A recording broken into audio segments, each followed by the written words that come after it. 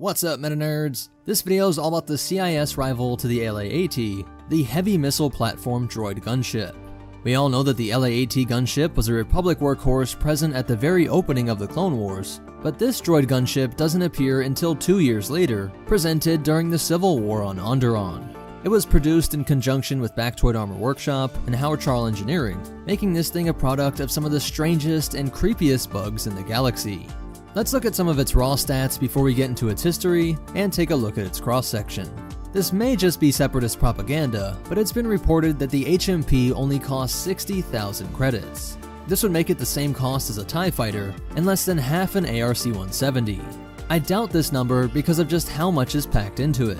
Its payload was a whopping 14 missile tubes, 7 on each side, but these could be swapped out for various munitions like concussion missiles, torpedoes, and Discord missiles, just to name a few.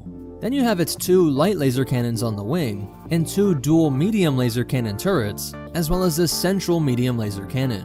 That's 7 laser cannons, with 5 of them being medium laser cannons. That's more firepower than almost any starfighter. But to be fair, that's true of the LA-AT gunship too. But if that wasn't enough, those light laser cannons on the wings were modular, meaning they could act like hardpoints to accommodate other weaponry.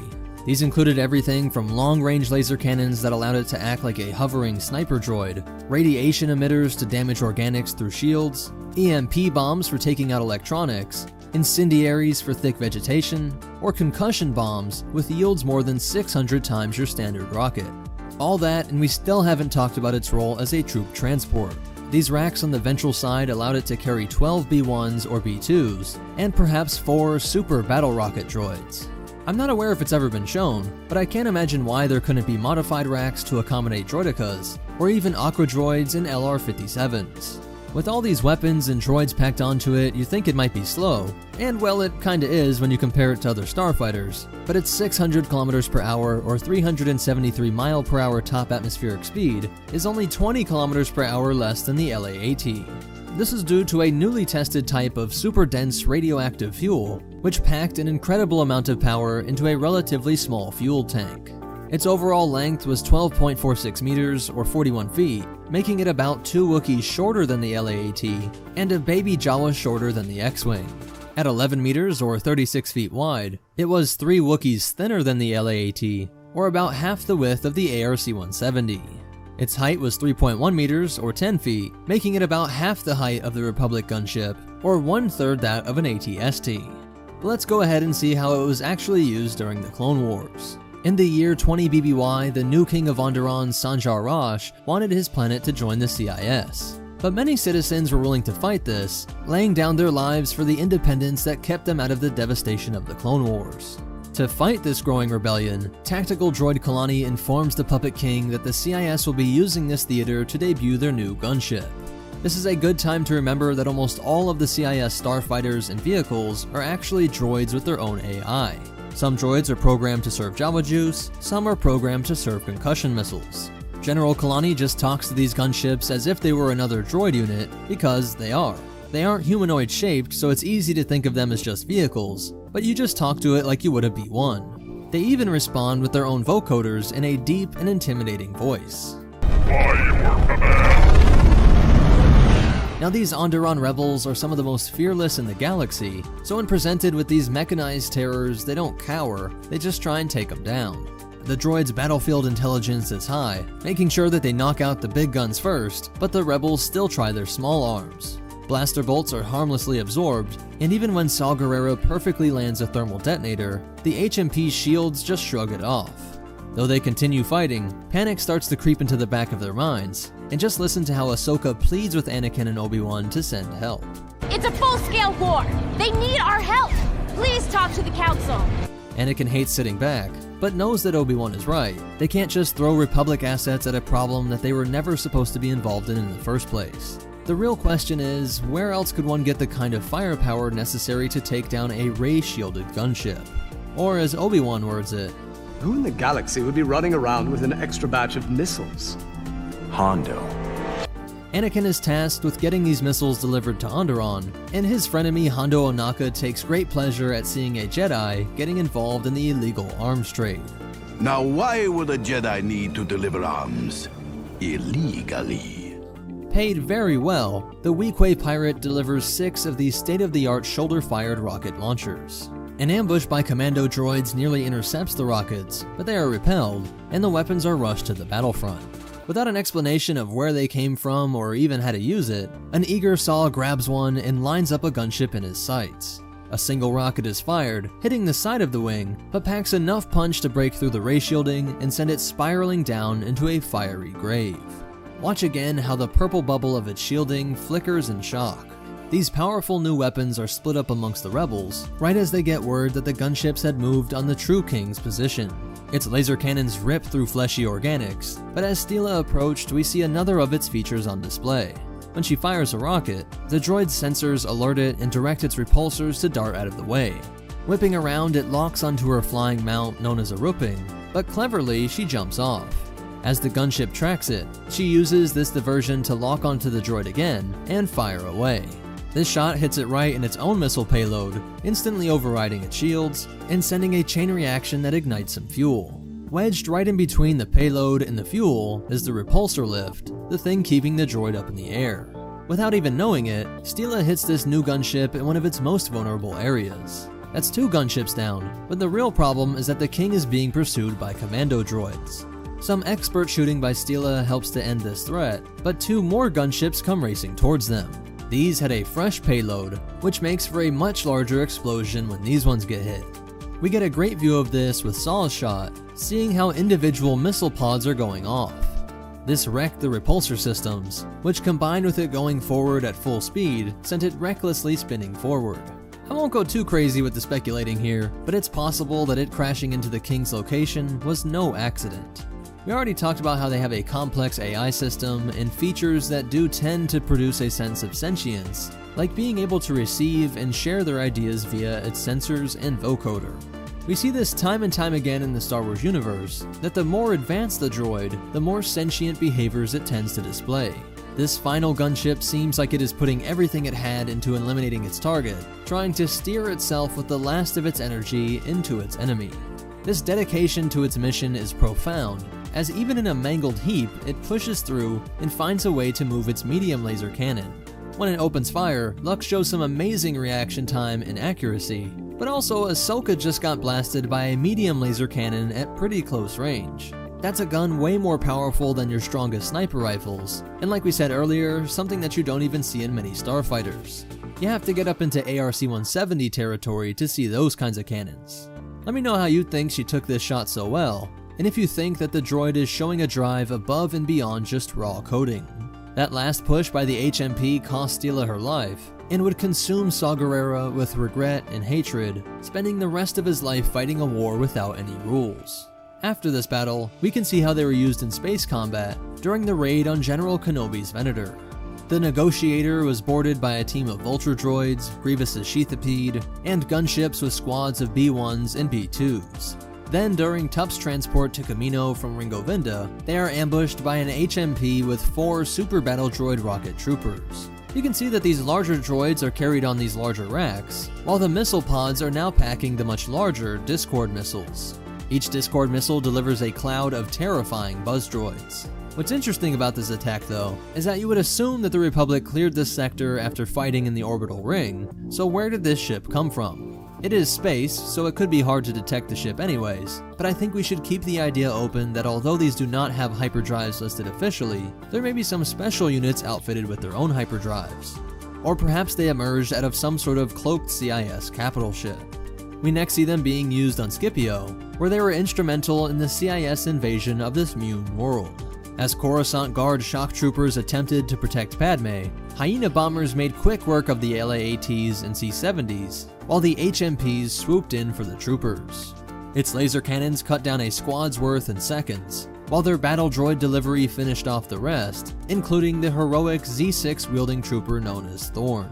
That same year, in the final moments of the Clone Wars in 19 BBY, HMPs provided aerial support to the snail tanks and dwarf spider droids as they attempted to take the Wookiee homeworld of Kashyyyk. Here, a daring gunship nearly changed the course of galactic history with a single shot that barely missed the little green Jedi Master. After the Clone Wars, there wasn't too much to be heard about this droid. I think it's safe to say that Palpatine prioritized the decommission of these deadly gunships, and the only time we see them fighting against the Empire is in the use of Geonosian CIS holdout Geyser Delso. A Geonosian separatist who'd somehow escaped Lord Vader's efforts to wipe out the remnants of the CIS. He was actually able to use some to board an Imperial-class Star Destroyer. Sir, the droids have landed on our ship. We can't launch our fighters. Calm down, pilot.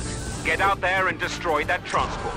But I like to think that somewhere out there in the vast galaxy, some rebels or pirates came across one of these Clone Wars droid veterans. So that's it for its history, but you definitely want to hear these cool facts and behind the scenes stuff. This logo with 3 9s or 6s making a circle is from King Addo Iman from Karam 5, a mid-rim planet that dedicated their massive manufacturing plants to help the CIS pump out droid gunships. The HMP was inspired by early concept art for the LAAT, and in the script for the Clone Wars TV show, it was referred to as the HMP Predator. I don't know about you, but I think that's a pretty fitting name for it. For gameplay purposes, the HMP is piloted by a droid unit so that a player can operate it. Cross-sections come from the Revenge of the Sith Incredible Cross-Sections book, with additional information coming from Ultimate Star Wars, Vehicles and Vessels books, and the Star Wars Complete Encyclopedia and Guide to Warfare.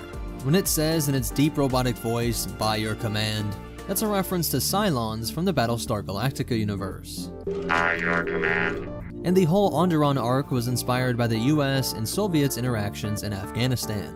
One major factor for the Soviets withdrawing from Afghanistan was the fact that the rebels had been provided Stinger missiles. Soviet air superiority was one of the hardest things to counter, but once the CIA secretly supplied the rebels with these advanced weapons, the rebels finally had a chance. It's said that Mujahideen using these Stingers were able to get a 79% kill ratio, taking down approximately 269 aircraft. Influential Russian writer Alexander Prokhanov said that the Stinger was a turning point. And Tipping Point is the name of the episode in which the rebels get these weapons. So that's it for the HMP droid gunship. But most important of all, remember, always ask the important questions, like what about the droid gunship attack on the Onderonians? And the Force will be with you. Always. What's up, MetaNerdz? This video is all about Count Dooku's personal yacht, the Ponworka 116. Let's just start by addressing its most unique feature, that massive sail. Other sails in the Star Wars universe use photons or tachyons and unfold to be the size of a moon, but no one is quite sure how this thing works. This mystery just added to Dooku's presence, but was the result of him studying the ancient species known as the Gree. This cephalopod race is considered to have developed the first hyperdrive technology more than 100,000 years before the Clone Wars. Many of their technological wonders are still shrouded in mystery, with historians unsure where the line is between fact and myth. When Dooku left the Jedi Order, he found himself free to study whatever cultures and beliefs he wanted, leading him to the Gree Enclave. This area of Outer Rim space contains several worlds, and somewhere in here, Dooku was able to purchase this from a dealer of ancient tech. Though sometimes called the Solar Sailor, it is a bit inaccurate, not fully understanding the depth of this device. It is not pushed by photons, or even the tachyons like some other sails, but instead is being pushed by a supra-light force that is undetectable via all other technology. Even the best physicists in the University of Coruscant don't understand this elusive flow of energy that permeates the universe, but somehow this ship is able to set sail and ride those winds. With possibly the most advanced and unique tech in the galaxy, Dooku asked Poggle the Lesser if he could have it incorporated into a ship designed by the Geonosians. This was seen as a deeply respectful gesture to the Archduke, as it revealed Dooku's understanding of Geonosian history. Countless years before, the Geonosian atmosphere was a bit different, and sailing vessels were the main method of traveling across the skies. Flying sail barges became even larger, and eventually led to high-altitude travel, and then they even incorporated this tech into space travel. These primitive solar sails would be pushed by photons, first just their nearby star, but then by lasers that were based on Geonosis and out in orbit. But as fusion technology became ubiquitous across the galaxy, the time of the majestic Geonosian sailing vessels came to an end. So Poggle was excited to see another Geonosian ship sailing across the stars. Though the sail was of Gree design, the actual body of this ship was produced by the Geonosis-based company Hoopla Passa Tisk Shipwrights Collective. They had this sail stored inside of the upper and lower levels, which would be released when these areas split into 4 panels. Attached via long cords, the sail material would unfold out to its full size. When retracting, the material would be able to collapse in on itself until it became the perfect size to be intercepted by the main body. It is made by the same bugs that gave us the Nantex and Genevex, which is why the Punworka looks like a supersized Geonosian fighter. At 15.2 meters or 50 feet long, it was about 1.5 times the length of the Nanex, and about a Wookiee longer than an X-Wing. Being 4.6 meters or 15 feet wide, it was about twice the width of the Geonosian fighter, or a Hutt plus an Ewok across. At 4.8 meters or 16 feet tall, it was more than twice the height of the Nantex, and half the height of the AT-ST. But when the sail was out, it reached a length of 105 meters or 345 feet, making it about a Millennium Falcon shorter than the CR-90. It was designed in the same facility as the Nantex, and if you watched our video on that fighter, you know Geonosian tech works by scent.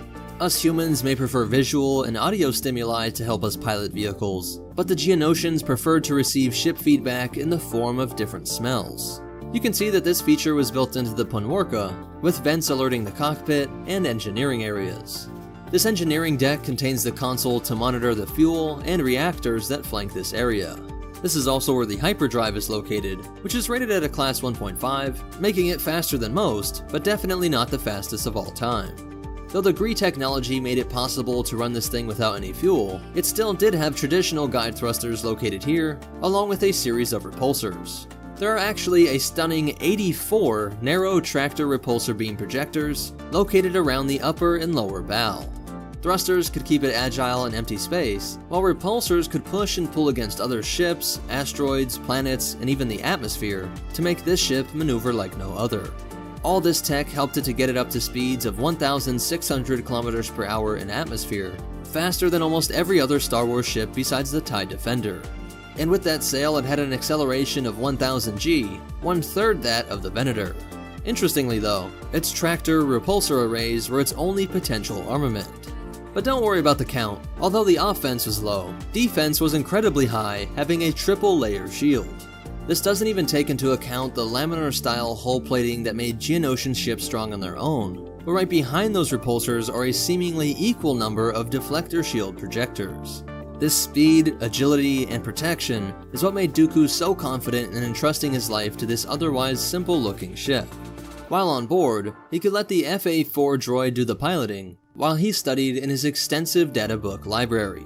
This area also contained a variety of data screens that allowed Dooku to monitor the location of CIS assets both near and far. But how was it used during the Clone Wars? Well, at its very opening on Geonosis, the Punworka found itself in the middle of one of the most epic battles in history. Yoda even got Dooku to slash at his own steering and shield arrays by jumping up and bouncing around off this ship. After this, Dooku allowed it to be used by Ventress, and then later by Savage Opress. During the skirmish on Vancor, his prize ship was shot down, though he must have went back and retrieved the rare Gree sail, because he later took it to Zygeria, where he went and killed their queen.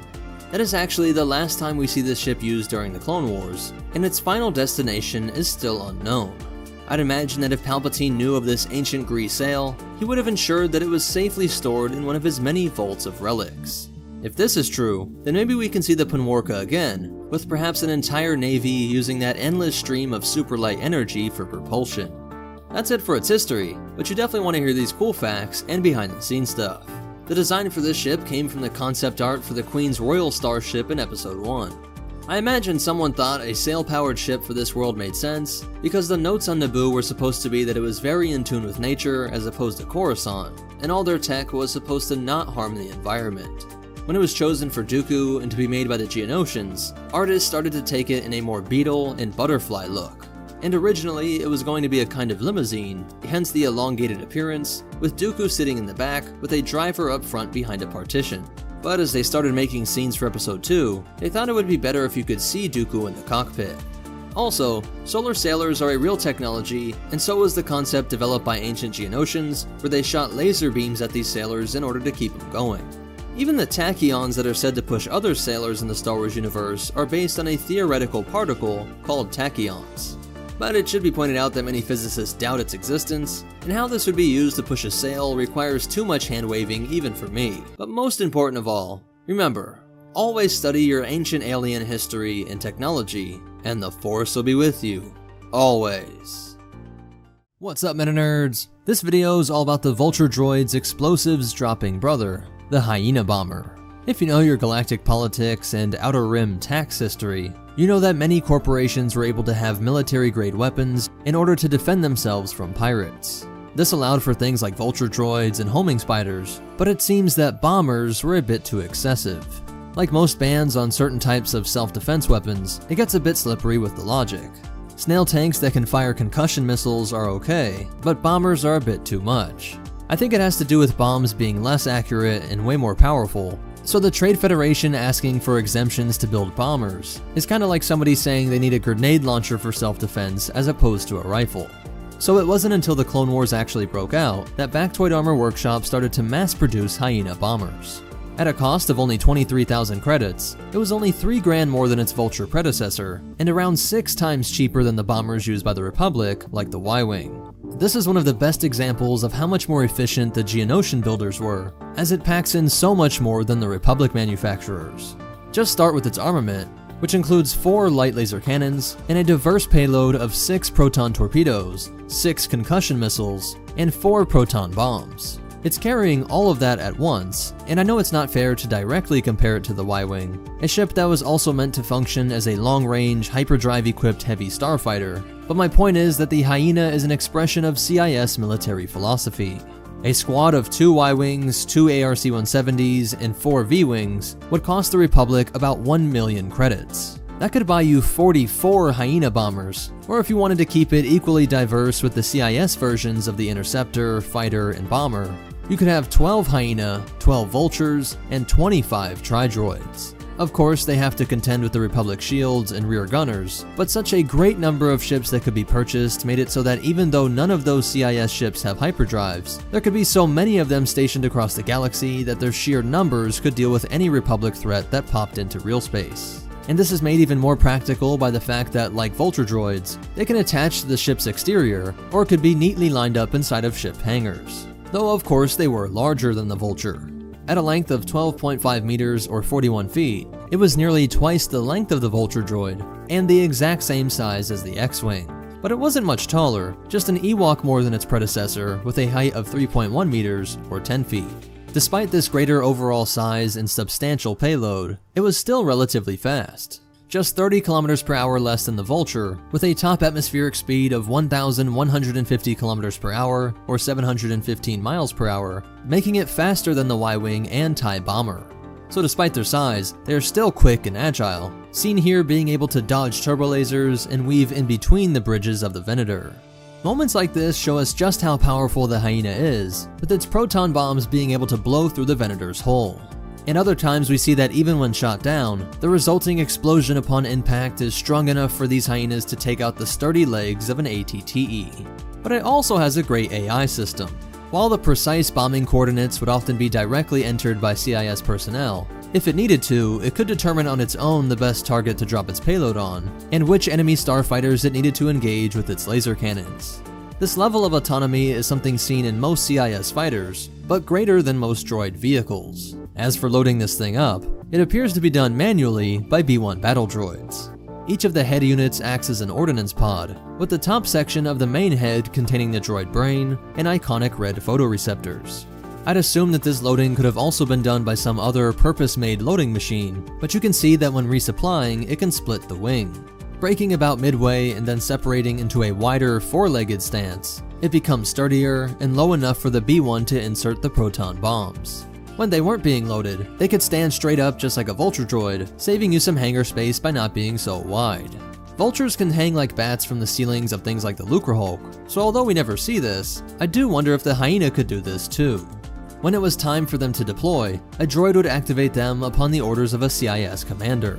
Using audible electronic chattering noises to communicate with each other is where you get the name Hyena.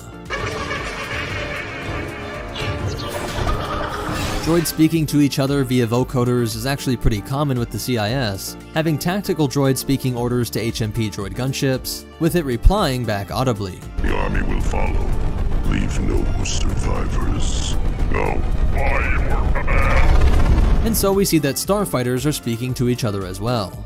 We even see that a T-Series can speak directly to a hyena while it's in combat in order to modify its previous orders. Calculate your flight path to terminate in the main hangar. This, combined with an ability of the head unit to lift and move independently from the body, allowed it to survey its surroundings and then chatter the location of new routes and enemies to its squad mates. The first time the bomber was used against the Republic was during the Battle of Faline. Here, they destroyed all of the Republic's unsuspecting forces. That same year, they nearly crashed into the Republic's cloak ship, on their way to trying to bomb out Senator Organa on Christophsis. Later, during the Battle of Ryloth, we saw how devastating they can be against a large village. Just a handful of them were able to set this Twi'lek village up in flames in just a matter of seconds. Shortly after that, we got to see the hyenas nearly kill Mace Windu, but also see just how gangster Wat Tambor was. We will all perish for the glory of the Separatist Alliance. And then some were allowed to be commanded by the droid assassin Helios 3D. This IG series droid had his capital ship boarded by Anakin and Obi-Wan, forcing him to transfer his consciousness into a B-1 in order to escape. And speaking of droid consciousness, I wanted to know your guys' opinion on the sense of self that a hyena might possess. We see that a crashed HMP was able to push through and make one last shot, and we see something similar with a hyena during the space battle of Sullust. After given the order to take out Ventress, a damaged hyena bomber tries to fight through its malfunctions and suicide bomb her position. We mentioned earlier that starfighter droids have a somewhat robust AI, so do you think that this is evidence that there is an I in there that wants to complete this mission, or is it just following orders? After Ventress survived, the fight continues on Dathomir, where we see the hyenas being used first to soften up the witch's defenses before land units are sent in. And the final time we see them is on Scipio. A surprise attack destroyed C-70s and LA-ATs with ease, and then they later engaged the Republic's response team that came to rescue Padme. This engagement on Scipio shows the best and worst parts of the hyena, with its payload being devastating, but its lack of shields making it easy to pick off with the Z-95 headhunters and other Republic ships. Once Vader cut down the CIS leadership, it is believed that all of the hyena droids died with the Separatist movement. But we know that Vulture droids were used in great numbers by anti-Imperial forces, most notably on Umbara. So I suspect that some hyenas are out there somewhere in the galaxy, laughing about the fall of the Republic. So that's it for its history, but you definitely want to hear these cool facts and behind the scenes stuff. I'll just start by addressing the animal in the room. No, I'm not aware of any hyenas in the Star Wars universe. We just gotta shut off that part of our brain when it comes to those kind of lore questions.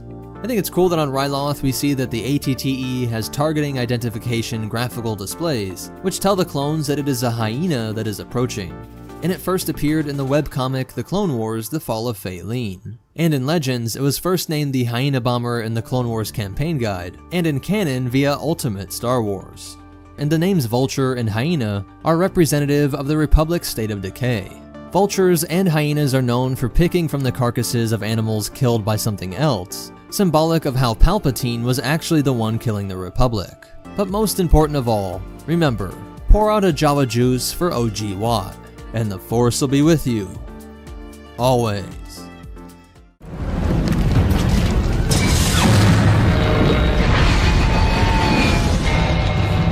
What's up, MetaNerds? This video will be a complete breakdown of the Belbullab 22 Starfighter, and Grievous's specific model, the Soulless one. We'll cover the stats, history, and use over the eras, and end on some behind-the-scenes facts, and start with the manufacturer of this amazing heavy starfighter. It was produced by Feithran Ultra Scalable Assemblies, a company based out of Pal City on Utapau, and which was a member of the Techno Union. They also crafted the Belbullab 23 Heavy Assault Craft, which added heavy laser cannons, and the Belbullab 22 Strike Bomber, which could deliver proton bombs.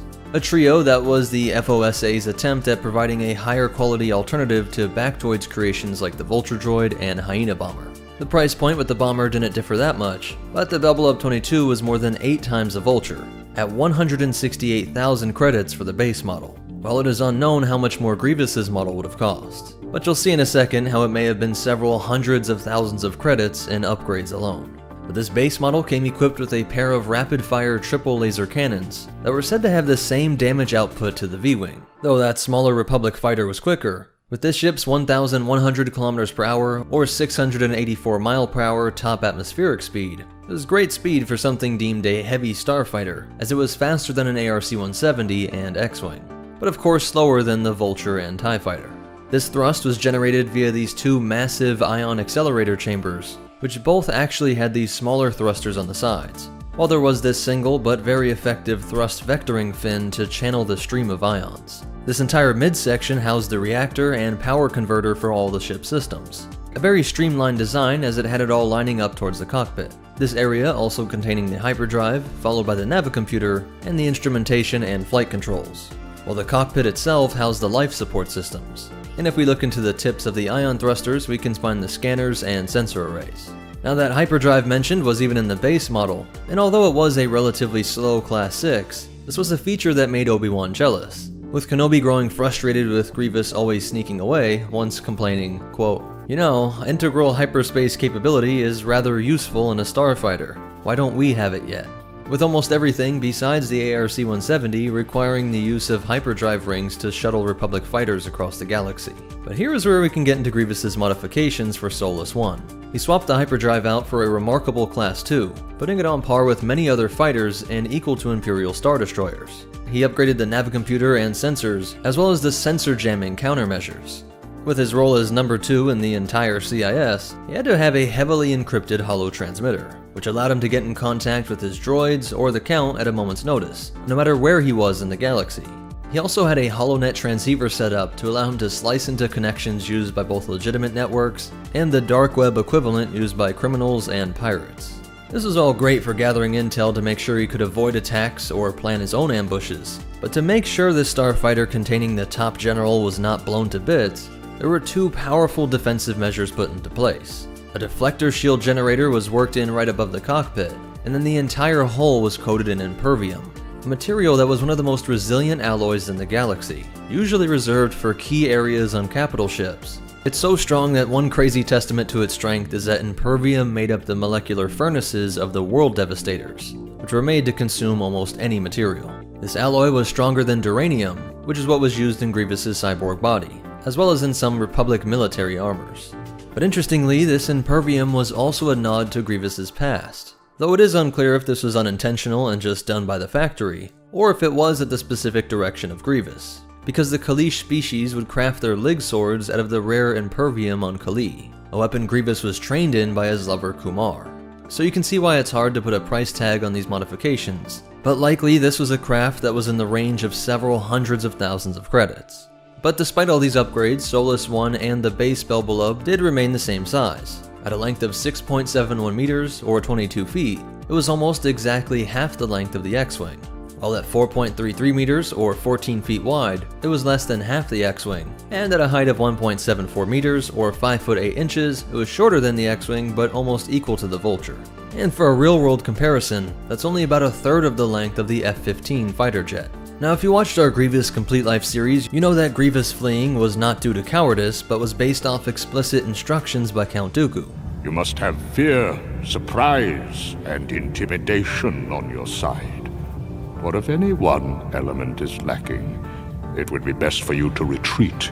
A strategy that was based off the fact that, to Grievous, the Jedi were the ones who started the unfair fight, by being able to use their magical superpowers of the Force, and also Grievous had to operate within the way that the CIS military was designed, having unending hordes of expendable units, as opposed to their enemy in the Republic having fewer but well-trained, highly intelligent organic units. Something that always frustrated the general when he was questioned on his losses. You expect victory over Jedi, but all you give me to fight them is battle droids! So instead of saying that this was his go-to ship for running away, let's just say his modified Belbulub was his preferred vehicle for strategic withdrawals. The first of these strategic withdrawals would be during the very first battle of the Clone Wars, when Grievous used Solus 1 to escape Geonosis. And the ship was actually spotted by Delta Squad before the identity of the General was even revealed. On whichever flagship the General found himself on, he would always have Solus 1 fueled and ready to go at a moment's notice. When the Malevolence was under attack, he raced out to his starfighter to pursue the Jedi on the Twilight, and when he failed to take them out, it would be upon this ship that the General first disrespected Count Dooku, cutting off his transmission while his superior was trying to figure out how the CIS superweapon ship was destroyed. He would cut it close during the surprise loss during the Battle of Bothawai, rushing out of the hangar that was already engulfed in flames, and tracked by Anakin on the way out. The Jedi was able to lock on and was just a split second away from firing, but it is unclear if this would have actually taken the fighter down, with that deflector shield and impervium coating. This was quickly followed by the escape from the falling Skytop station, where he had to return to his home fortress on the third moon of Vasek to repair his 2 severed hands. Again, Grievous disrespects his superior, and approaches his secret hangar via remote activation from Solus 1 to open the hangar door. We again see this ship in the final year of the Clone Wars, being a convenient thing for Grievous to smash his nemesis upon. Sadly for the Kaleesh cyborg, however, was that Kenobi would not only be the victor of their longtime rivalry, but the human would also take Solus 1 to escape from his own troops after Order 66, using it to make his way to rendezvous with Yoda and Bail Organa along the Tantive 3. When they decided to depart, Kenobi first traveled to Nar Shaddaa, using the hectic and criminal nature of this planet to cover his tracks, selling off Solus 1 for passage to the Tattoo system, and then ultimately to Tatooine itself. Years later, the Empire would successfully locate this relic of the Clone Wars and transport it to Palpatine's secret storehouse on Utapau, which also contained Grievous's body. This location was used to develop the NK Necrosis droid during the Civil War era, but the droids were destroyed by a band of spacers, and they also took Solus 1 for themselves, though the ultimate fate of this fighter is still unknown. So that's it for the history and breakdown, but you definitely want to hear these cool facts and behind the scenes stuff. The nickname Republic troops gave Grievous's fighter was the Spineless One, since they always saw him fleeing with it. Luckily for Kenobi, Grievous never had the life support systems removed, this fighter having been originally designed with organics in mind, so the human was able to pilot it through space. Its manufacturer also made the Mankvim 814 Light Interceptor, aka the Techno-Union Starfighter. The standard Belbulub was used by both sides during the Galactic Civil War, with many rebels getting their hands on some, and a few being used in odd parts of Imperial space for patrols. But also one called the Sith Spawn being the personal fighter of the Dark Jedi Naman Cha. The name Solus 1 is a reference to the Huk, the insectoid enemies of the Kaleesh that Grievous fought for years. That species calling themselves the Yamri, but Huk was the Kaleesh word for them, meaning soulless bugs. But it also has a double meaning that Grievous had become the Solus One over his life. From Kaleesh warrior fighting to honor the gods and listening to his shaman, to being a cyborg that led a lifeless army hoping to bring down the order connected to the Force. But most important of all, remember, if you can't afford full plot armor, Impervium's the next best thing, and the Force will be with you. Always. Blast, this is why I hate flying. What's up, MetaNerdz? This video is all about the Delta 7 Aether Sprite class light interceptor, commonly known as the Jedi Starfighter. It was manufactured by Kuat Engineering Systems, a subsidiary of the larger Kuat Drive Yards that seems to focus on the company's few Starfighter products, being the manufacturer of the Republic's V-Wings, Edit 2 interceptors, and decades later even the early RZ-1 A-Wings. The cost of a new Delta 7 varied widely depending on which version you wanted. The standard model was 180,000 credits, which is 30k more than the later T-65 X-Wing and 3 times that of a standard TIE fighter. If you wanted the most expensive, high-speed variation though, it would cost you 385,000 credits. That's 85k more than even the elite TIE Defender. However, even your most successful spice dealer would be hard-pressed to buy any type of Delta 7, as you're not going to find them at your local dealership. Designed by Walex Blissix, the same man responsible for designing the Victory-class Star Destroyer and many other vessels crucial to the Republic, he worked closely with the Jedi Order to develop ships that were built around their Force abilities. The cockpit was laid out especially to cater to Jedi pilots. The controls were simplified, so that the ship would respond instantly as the pilot sensed the next action through the Force. Many had their standard seats replaced with special meditation chairs to make those long flights across the galaxy a bit more bearable. Everything about its design was intended to make it the fastest and most nimble ship of the time. The frame tried to have one of the smallest profiles possible, at only 8 meters or 26¼ feet long, 3.92 meters or nearly 13 feet wide, and only 1.44 meters or just under 5 feet tall. This made it about a Senate longer than a TIE fighter, a third as wide as the X-Wing, and 1.5 R2 units tall. If it was trying to keep the peace here on Earth, the Delta 7 would be about a mini-me shorter than 2 Honda Civics, about 2 Civics wide, and about 1.5 Vespa scooters tall. We haven't got much time. Anakin, do you copy? This is Obi-Wan Kenobi. The ship was so small that the original version could not even fit a standard astromech droid. Instead, they had to make the R3D and RP4 models, which were hardwired into the ship as targeting and navigational aids. The powerful sublight engines bolted onto this small frame were the secrets to its speed. Fitted with two J-44 Jet Force sublight engines, the Interceptor had a maximum acceleration of 5,000 G, and had a top atmospheric speed of 1,260 km per hour. That was over 200 km faster than the T-65 X-Wing, 60 km faster than a TIE Fighter, and only 40 slower than its successor, the A-Wing. But there were two main trade-offs with this incredible speed. First was deployment time. Due to their compact size, the J-44 engines and unusually small reactor tanks would need to be refueled every 5 hours. Similarly, the fighter's small size limited its life support systems, limiting it to only storing 5 hours worth of airtime. Another trade-off was that, unlike most starfighters of the time, the Delta VII had no built-in hyperdrive. To get around this, each one had a Sleer 31 hyperspace ring that the Delta VII could dock with when the pilot needed to leave the system. This actually helped compensate for the fighter's limited range, because when it was docked, it also refueled those sublight engines and refreshed its air supply. With the hyperspace ring, the Delta VII had an impressive Class 1 hyperspace rating, equal to most other starfighters like the X-Wing, but even faster than most capital ships, with the Class 2 being on most CIS and Imperial Star Destroyers. The Delta VII was designed and built when the galaxy was still at peace, and as such sported the diplomatic burgundy-red paint color, which symbolized diplomatic immunity, and is seen on a lot of official Republic ships like the Consular-class cruiser. And for defense, it featured a Surplex J4 deflector generator, but as seen with Obi-Wan's dogfight with Jango Fett's Slave 1, it could not take many hits. The fighter was armed with a pair of Tameco SDS-85 dual laser cannons, but it was never really intended to participate in heavy combat, just your occasional space battle with local pirates. And for those early years of deployment, that was more than enough. Replacing its predecessor model, the Delta VI, it would enter into service at least as early as 32 BBY. Qui-Gon would take his personal blue version on a mission to discover how to retain his consciousness after death. Yoda was also seen to have a customized, smaller version that he could fly on his mission to Vragadar. 4 years later, Master Depa Billaba would use her Delta VII to escort and defend a relief mission from some pirates. By 27 BBY, Obi-Wan Kenobi had enough experience flying these things that he transitioned to the two-pilot civilian model, the Delta 12 Sky Sprite, a ship that he and Anakin flew to the Outbound Flight Project before being recalled. Master Saesee Tiin, one of the Order's premier pilots, was unsatisfied with the standard Delta VII's already impressive capabilities, and so he customized two to his own specifications. He installed 4 additional quad-pulse laser cannons behind a pair of breakaway panels in order to provide an increase in its firepower when entering flight mode. He also managed to fit a Class 3 hyperdrive into its frame, but as this was as slow as a Gazanti-class cruiser, he would still prefer the hyperdrive ring when he was in a hurry. Jedi Master Adi Gallia would test flight one of these modified Delta VIIs when fighting Captain Kavik Toth. Nice work, Master Gallia. The prototype is quite effective. And I was only flying at half speed.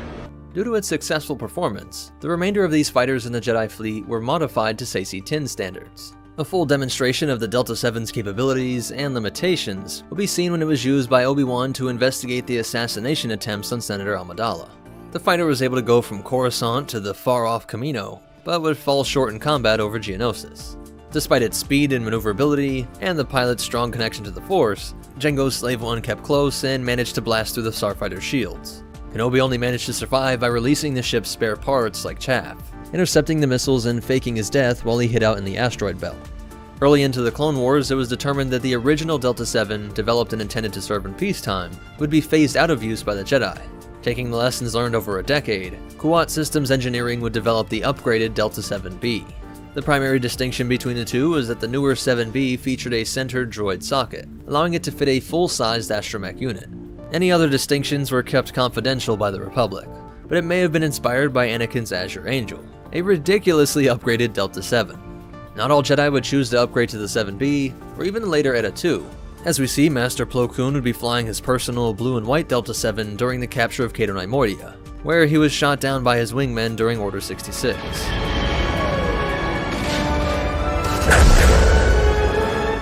Delta 7s would be a rare sight in the galaxy after the Clone Wars, but some were acquired and refitted for use by the Rebel Alliance. Wedge Antilles would notably find and repair an abandoned one on Geonosis after his X-Wing was shot down during the retreat from Hoth. Proving just how accurate and durable the fighter's design was, even 30 years later, Antilles was able to use it to take out several squadrons of TIE fighters, TIE bombers, and TIE interceptors. And through some really genius plot engineering, they even found room for a ton of Void 7 seismic charges, capable of taking out Imperial escort carriers. Antilles was able to find a still operational hyperdrive ring, and would take this fighter to rejoin the Rebel fleet. The Delta VII's design and concept would have such an impact that it would influence a ton of later starfighter designs. The concept of a small, lightly equipped fighter would go on to inspire the Republic V-Wing, which actually is the inspiration for the TIE Fighter series. While X-6 would deliberately base the layout of the A-Wing on the Delta VII, which we can really appreciate if we take a look under the panels. Like on the A-Wing, the Delta VII had the fighter's shield generator and its accompanying radiator directly behind the cockpit, providing maximum protection for the pilot and life support systems just in front of it. Moving forward, we can see that the Delta VII had deflector shield power hubs positioned along its length, which let the pilot angle the deflectors as needed, just like the later A-Wing. The peacetime Delta VII didn't have the sophisticated sensor jamming equipment found on the A-Wing, but it did have a whole suite of advanced sensor and communication equipment up in the nose that was powerful enough to send a clear, real-time transmission from Kamino all the way to Coruscant. Working back, we can see that the main reactor was tied directly to the ship's set of dual laser cannons, but the use of hoses to supply Debana gas shows that these were still standard plasma bolt weapons, not the more advanced pure laser weapons found on the later RZ-2 A-Wing.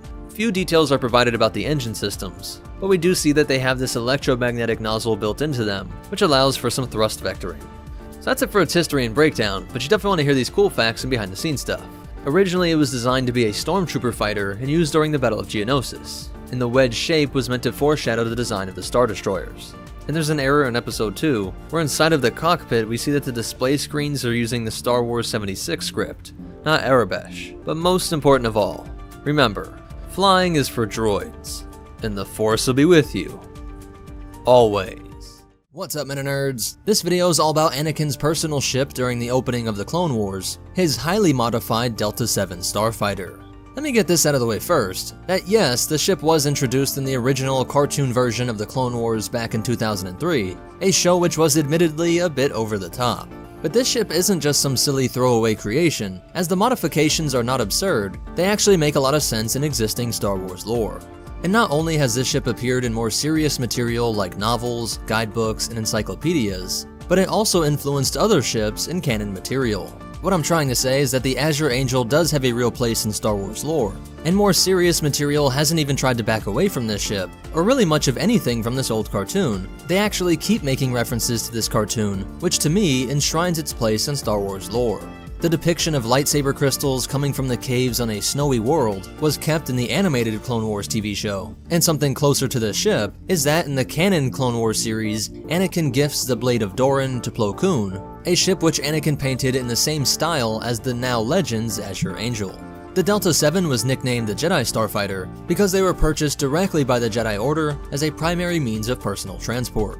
When the Clone Wars broke out, it was very handy that these were already designed with dangerous missions in mind, but for some Jedi, it wasn't quite good enough. Stock, its top atmospheric speed would have been 1,260 km per hour, or 783 miles per hour, making it just a bit faster than a TIE fighter. But with Anakin's modifications, it must have hit speeds of at least 1,500 km per hour, which is the fastest of the Eta 2 models, but I really wouldn't be surprised if it got past 2,000 or even more.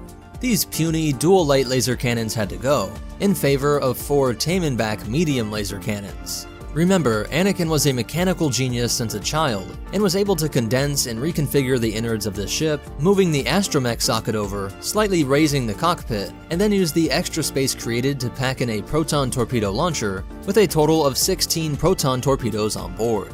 These larger, externally mounted engines on the ventral side could be used to assist in real space acceleration, but were aftermarket hyperdrive thrusters, connected to a compact hyperdrive which allowed this Delta VII to cross the galaxy without the need of a hyperdrive ring.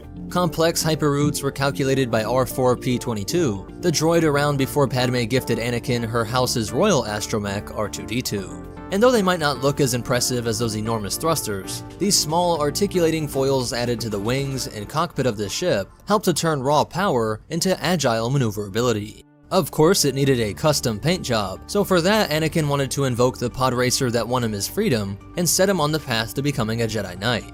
But despite all these amazing upgrades, some Jedi felt that it was the embodiment of many of Anakin's flaws. He modeled it off his pod racer because he could not let go of the past. The act of modifying a personal ship itself was a form of taking possession of something, instead of leaving it as a part of a communal Jedi starfighter fleet. And all this work and effort put into the Azure Angel was in itself the practice of forming attachments. But despite all the naysayers, fellow tinkerer and starfighter enthusiast IC-10 encouraged Anakin to push this Delta 7 to its limits because he knew that it would lead to a series of improvements that would eventually have to be incorporated in the next generation of Jedi starfighters. Improvements that of course would be taken for granted by the next generation of naysayers. The Battle of Munilist was an epic space battle that tested Anakin's skills as a pilot, Jedi, and ship engineer, by using the Force to guide his actions and the Azure Angel itself, and survive an incredible duel with Asajj Ventress and her Genevex-class starfighter. A real testament to her piloting skills and the solar sail is that she actually lands the first shot. The dogfight would take them from space, down to Munilist's atmosphere, through the maze of skyscrapers in their capital, and back out through space and over to Yavin 4.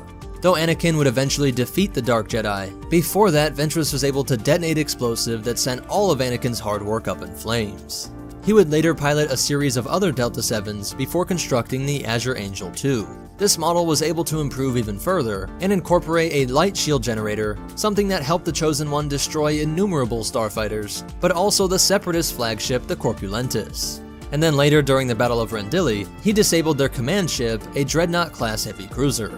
But keep in mind, the fate of the Azure Angel 2 is as of yet still unknown. That's it for its history, but you definitely want to hear these cool facts and behind-the-scenes stuff. It was first introduced in the 2003 Clone Wars cartoon, but the Blade of Doran is first seen in the 3rd episode of the Clone Wars animated series. Additional information was gained via the Complete Star Wars Encyclopedia, the Clone Wars Campaign Guide, and Official Starships and Vehicles Collection 18.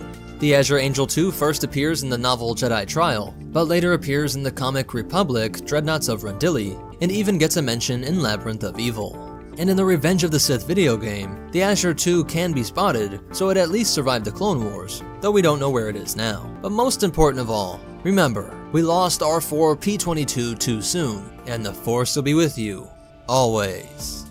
What's up, MetaNerds? This video is all about the modified Jedi starfighter used by Yoda during the Clone Wars. Though based on the Eta 2 interceptor, it differs in nearly every conceivable way, starting with the overall size. The length, width, and height were all reduced, having the dimensions of the Eta 2. Just look at how much larger R2 appears in Yoda's fighter compared to your standard Jedi starfighter, a ship that was already known for being quite small. Yoda's starfighter would have been shorter than a clone trooper, or about 1/7 the height of a TIE fighter. It was barely wider than the Senate, and 1/10 as wide as the ARC-170. Its total length was still less than a Hutt, and less than half the length of a Vulture droid. Even the cockpit design was changed from the Eta 2. Although the Jedi starfighter does have this elongated sphere that ends in this octagonal window, you aren't crazy for thinking Yoda's looks a lot like a TIE fighter. Kuat Drive Yards, the people that made the Eta 2, worked closely with Wraith Sinar of Republic Sinar Systems. That company had developed a scimitar around 32 BBY, and a prototype of something called the Advanced Project ship around 29 BBY. This advanced project was to incorporate some of the scimitar's elements into a cheap, easy to mass produce ship that could escort cargo vessels. There are no images of this ship, but it had a spherical cockpit and vertical cooling vanes at the ends of a 20-meter wingspan. Although it was much wider, it was essentially a proof of concept for the later TIE fighter, which was actually being produced in 22 BBY. So TIE fighters were around, even though we don't see them on screen during the Clone Wars. So maybe instead of shaping a new cockpit for this smaller, customized Eta 2, they may have just popped in the eyeball from a TIE fighter. Or they did just make a custom one that was more rounded off, so that there wasn't all that unnecessary legroom. Either way, the interior has the same data screens as those found in the Eta 2, with similar controls as well. Its light laser cannons must have been either weaker or could fire for a shorter time, since the barrels are smaller than what you see on your standard Jedi fighter, and there wouldn't be as much room for Tabana gas on board. Which also makes me wonder about how long it could go before refueling, because it uses these full-sized ion engines. And a bit of a side note, yes, the Jedi were all riding around in what you could call twin ion engine fighters. But that is true for a lot of other Star Wars ships as well. Yoda's starfighter had its wings shortened, but still retained the S-foil back panels, which would lift during long flights to radiate heat. With the combination of astromech and hyperspace ring, this ship could get through hyperspace at Class 1 speeds.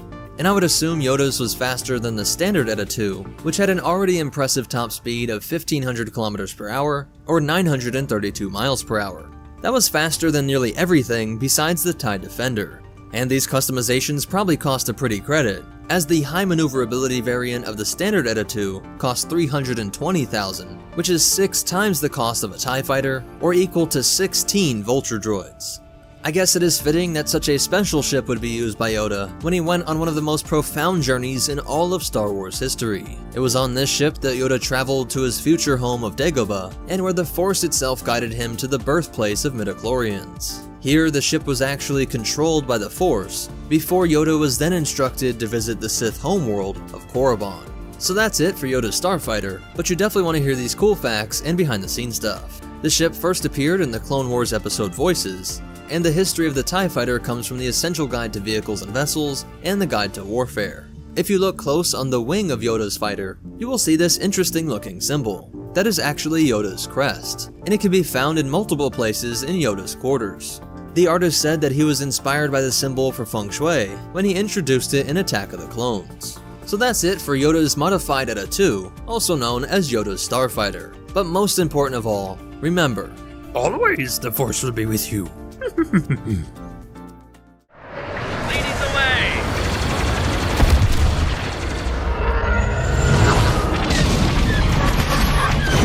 What's up, MetaNerdz? This breakdown will have us looking under the Durasteel armor to see how this ship works, learn its history and its ties to shipwright royalty, and how the V-Wing left its mark on the galaxy, pulling from all these resources, and closing with some behind-the-scenes facts.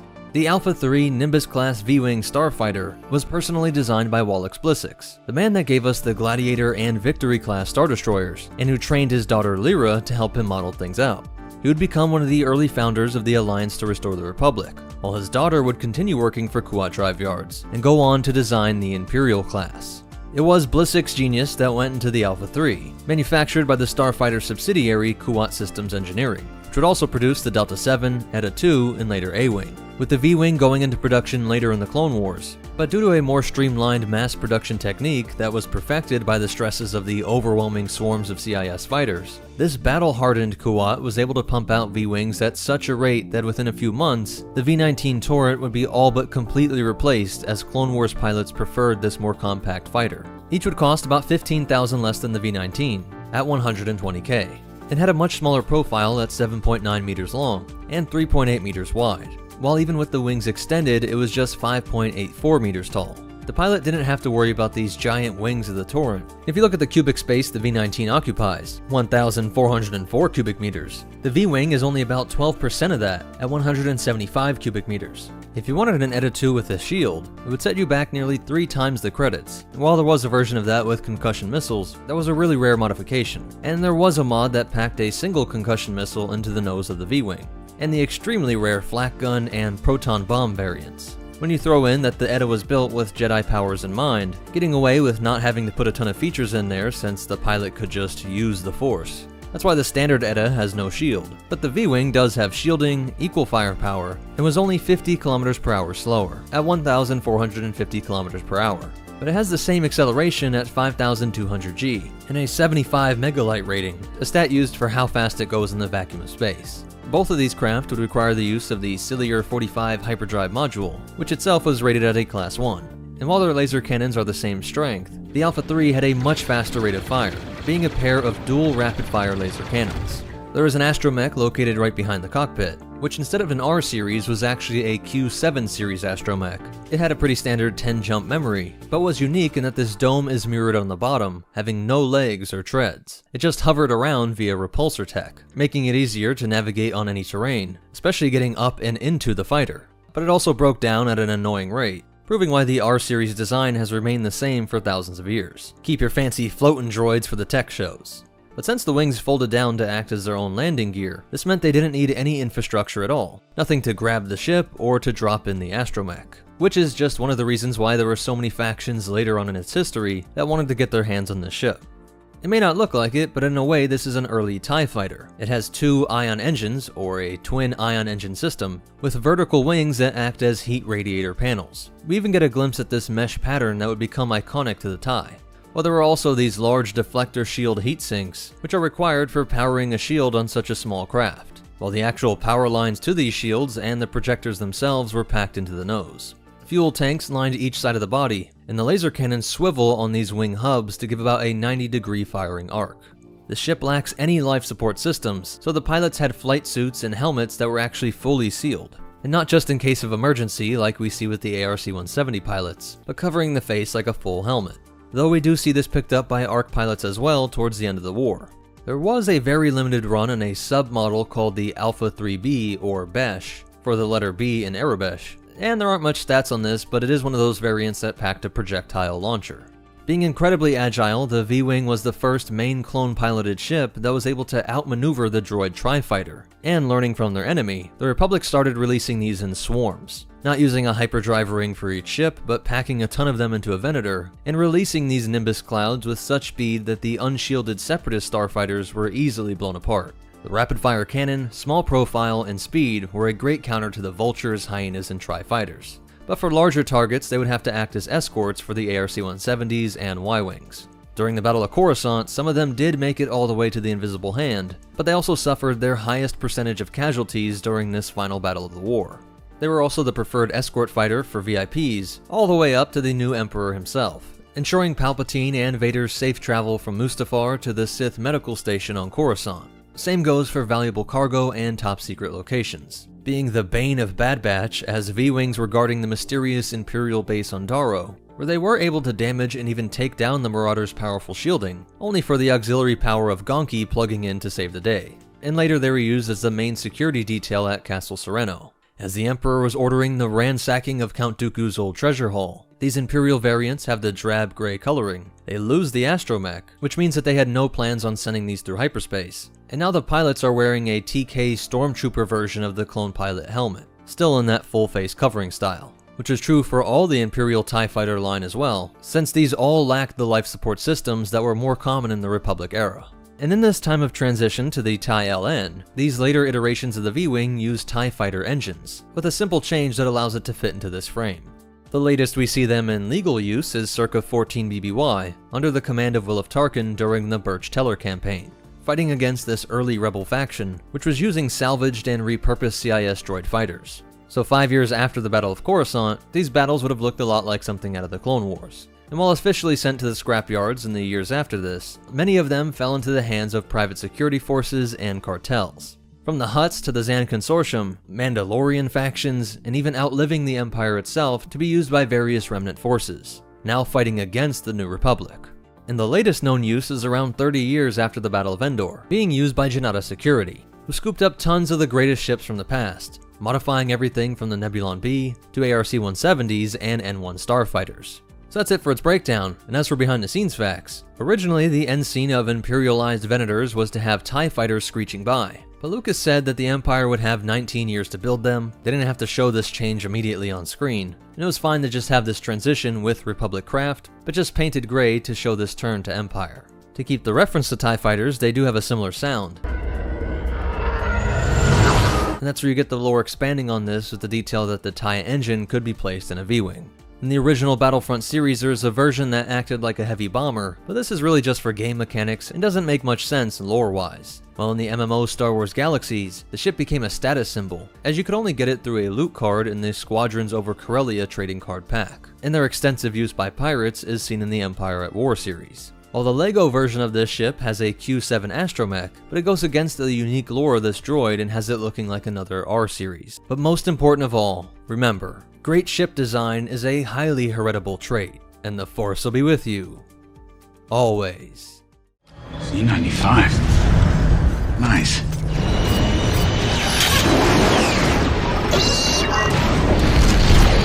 What's up, MetaNerdz? In this complete breakdown, we'll pull everything from canon and legend sources to completely understand the Z95 Headhunter. It was manufactured by Incom Corporation, located on Frezia. They were a company with a rich history and a knack for reinvention. Formerly known as the Toronix Inertial Compensator Corporation, they took some good advice and changed their name and are most affectionately referred to as Incom for short. This forward-thinking corporation was celebrated for its creative prowess in crafting robust starfighters, airspeeders, and transports. One of Incom's most legendary achievements was the T-65 X-Wing starfighter, a vessel that not only became their emblem, but also served as a symbol of hope for the Alliance to restore the Republic. But their innovation extended beyond this iconic craft, encompassing other fan-favorite vehicles like the I-7 Howlrunner, the versatile T-16 Skyhopper, dependable T-47 Airspeeder, and the agile Z-95 Headhunter. It would cost you 80,000 credits new, 45,000 credits used, and a little more than a TIE fighter, and about half the cost of the X-Wing. Before I touch on what all that gets you, let's look at its size at a length of 16.74 meters, a width of 18.12 meters, and a height of 3.24 meters, making it about a Wookiee longer and surprisingly 2 Wooks wider and about a Jawa taller than the X-Wing. Its max atmospheric speed is 1150 km per hour, which put it in between an X-Wing and TIE fighter, which was achieved by 4 Incom 2A fission engines, and there are also maneuvering jets on the rear of the wings. Hyperdrive systems are not standard, though later fighters included a GBK-435 hyperdrive motivator. For shielding, we have the Zolin 9771 deflector shield generators, which are rated at 20 SPD, which comes out to surprisingly only 40% that of the X-Wing. And just to put that in perspective, the ISD has a 4800 SPD rating, and the Executor class Super Star Destroyer has an insane 96,000, while the hull is rated at 14 RU, nearly double the TIE, and only 70% the strength of an X-Wing. Looking at the nose, we see the sensor array with tracking computer and quick scan imaging system, along with the ZR390 Navicomputer, all manufactured by Fabritech. Fabritech was a large corporation with a wide variety of military and commercial products, a company renowned for its expertise in Starship sensor tech, and which had a long history dating back to the days of the Galactic Republic. However, it was during the Galactic Civil War that Fabritech truly flourished, thanks in large part to the influence of Kavarn Mandel, a fervent supporter of the New Order, and under his leadership, Fabritech secured a significant subcontract from Sinar Fleet Systems, providing components for TIE fighters, a move that proved pivotal for the company. Located on the planet of Fabrin, Fabritech's operations were deeply intertwined with the Mandel family. Despite their close ties to the Empire, Fabritech's products could also be found not only in Imperial ships, but also in the vessels of the Rebel Alliance. And there were rumors that Kavarn Mandel's youngest daughter, Samire Mandel, might have even joined the rebellion, adding just another element of intrigue to the company's history. What set Fabritech apart were its products' reputations for durability and longevity, as they would last for decades, even being found in cutting-edge starfighters of the New Republic and the Galactic Federation of Free Alliances. While we often talk about Kuat drive yards, there are tons of lesser-known megacorporations that could truly be seen as the only real victors of these endless cycles of galaxy-spanning wars. Back to the Z-95, looking at the end of the wings we find the laser cannons, and the body houses the concussion missile launchers. 2 linked Tamanbak KX-5 laser cannons, and 2 Krupp MG-5 concussion missile launchers with 3 missiles each. While the first, the Mark I model, came with triple blasters. There really isn't much known about this model outside these images, and all other stats are the same, but it really doesn't even look like a Z-95. Other mods on the standard Z-95 included an ion cannon and proton cannon. The starfighter earned its name from the Coromon Headhunter, the species of predatory canines native to the Coromon Islands on the planet Frezia, as the creatures employed a gruesome hunting technique. Using their formidable double-dew claws on their forelegs, they decapitated their prey and consumed every part of it, including bones and hair, but oddly enough they would keep the skull as a sort of trophy, collecting and displaying them in their dens. These dens were often adorned with stacks of skulls, creating a truly fearsome sight. Regarded as one of the most formidable fighters of its era, the Z-95 Headhunter sported distinctive features, including a bubble canopy and a pair of triple blasters positioned at the tips of its 2 variable geometry wings. Later versions opted for more precise maneuvering thrusters and advanced canopy instruments, doing away with the swing wings and bubble canopy. The credit for its sleek yet rugged design was attributed to Seti Ashgad, a scientist affiliated with Incom's Hyperdrive Design division. In terms of size, the original Z-95 was relatively compact at 11.8 meters. However, during the Clone Wars, Incom/Subpro designed the ARC-170, which was nearly twice the size. The clone Z-95 starfighter variant, born during this period, became the largest among these iconic creations, measuring 16.74 meters. While the Z-95 continued to see use during the early years of the New Republic, it became evident that it was being overshadowed by more advanced fighters developed in subsequent decades. Compared to the T-65, it was slower, less agile, featured lighter armor and shielding, and lacked comparable firepower. Additionally, it lacked an astromech socket, requiring its pilot to pre-program hyperspace routes or manually input jump coordinates via data chips. The Z-95's one-man cockpit was notably cramped, so on top of all that, it was just a less comfortable option for its pilots. But despite that, at least one Republic pilot said, quote, "Give me the choice, I'd take a Z-95 headhunter every time." An outlaw tech, Klaus Doc Vanderlante, said, quote, "As long as they keep on making upgrades for this baby, the Z-95 will never become outdated." The Headhunter had its origins as a starfighter designed for the Galactic Republic, years before the Clone Wars erupted, with the prototype of this craft being known as the Onyx Star, a product of the Bahalian shipyards. Following the dissolution of their partnership, Encom reportedly acquired the intellectual property rights and proprietary systems related to the Z-95. One particularly notable Z-95 was the Dicer, piloted by the Bothan Elo Begros sometime around 31 BBY. Elo's distinctive red-on-black paint scheme made his ship instantly recognizable and struck fear into the hearts of many of his opponents. His reputation was such that the mere sight of a headhunter was often enough to send opposing pilots into panic. The Headhunter gained popularity due to its affordability and reliability, making it a preferred choice among smugglers, outer rim organizations, local system defense forces, and aspiring young pilots dreaming of becoming fighter aces. Even pirate groups like the Nebula Front found utility in the Z-95. Despite the T-65's greater maneuverability overall, those thrusters on the engine units of the Z-95 did give it a reputation for being able to execute tighter turns. And so that's why some details on its reputation are a bit confusing. Depending on the scenario, and if you knew what you were getting into, the Z-95 might have greater maneuverability for what you were trying to accomplish. Thanks to the efforts of Starship mechanics and skilled pilots across the galaxy, there are a ton of variants that emerged. These included split-wing versions, a courier variant capable of carrying a single passenger, models equipped with alternative weapon configurations, and a training version known as the Z-95 XT Trainer, which the Rebel Alliance commonly used until it was replaced by the T-65X, the training variant for the X-Wing. In the Kularan system, the crime lord Narama utilized Z-95s for sponsored racing events on Escaron, and as armored transports for his key subsidiaries, and as armored transports for his key subordinates. 1 year before the onset of the Clone Wars, Jedi Master Obi-Wan Kenobi found himself piloting a Z-95 belonging to Fondor's Senator Rod during a mission to Fondor. His objective was to infiltrate and destroy a counterfeit Corellian star drive transport, the Sunrunner, which was fabricated by Grotto the Hutt. Although successful in this mission, Kenobi had to rescue his Padawan, Anakin Skywalker, but crash-landed on the Fondorian jungle moon, Nalastia, while piloting a Rod-owned cloak-shaped fighter. During the Galactic Republic's campaign to retake the planet Umbara, the clone Z-95 starfighter would see active service. These versions also played a crucial role in the defense of Cato Nimordia, under the leadership of Skywalker and his Padawan. In a fierce battle, Skywalker led the charge against the Vulture droids, creating an opening for the Z-95s to engage in dogfights with droid tri-fighters. Unfortunately, the Jedi duo was recalled from the attack to investigate an incident at the Jedi Temple, while the Republic continued its assault on the planet. On Coruscant, a reserve force of clone Z-95s was stationed within the Republic Navy base, alongside other starfighters and various personnel. These fighters are also utilized during aerial security duties at Kamino's cloning facilities, particularly at the Clone Military Education Complex. And during Skywalker's campaign to liberate Ringo Vinda, squadrons of them engaged enemy fighters around the massive space station orbiting the planet.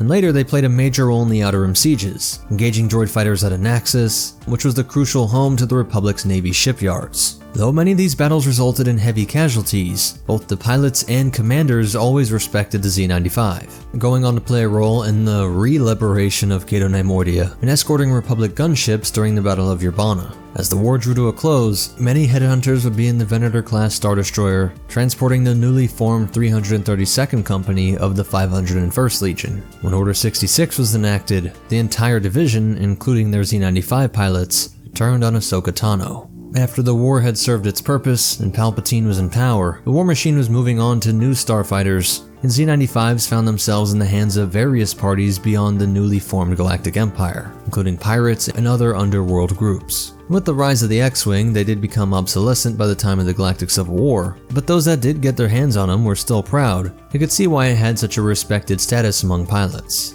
There was always demand for them, and you could find various merchants still selling them, being in common use as late as the Second Galactic Civil War, more than 60 years after their creation. In the corporate sector, Han Solo took the helm of an early model Z-95 Mark I while leading the defense of an outlaw tech base against CSA IRD-A fighters. However, by now that Mark I model had definitely been deemed obsolete compared to the newer and more advanced fighter craft. Within the ranks of the rebellion, the Z-95T headhunters found a role in close air support missions. The temporary Alliance convert squadron, known as Bandit Squadron, also made use of Z-95s, as well as the Mayalfarek Order in Guatica, who maintained a fleet of these now outdated fighters around the year 2 ABY.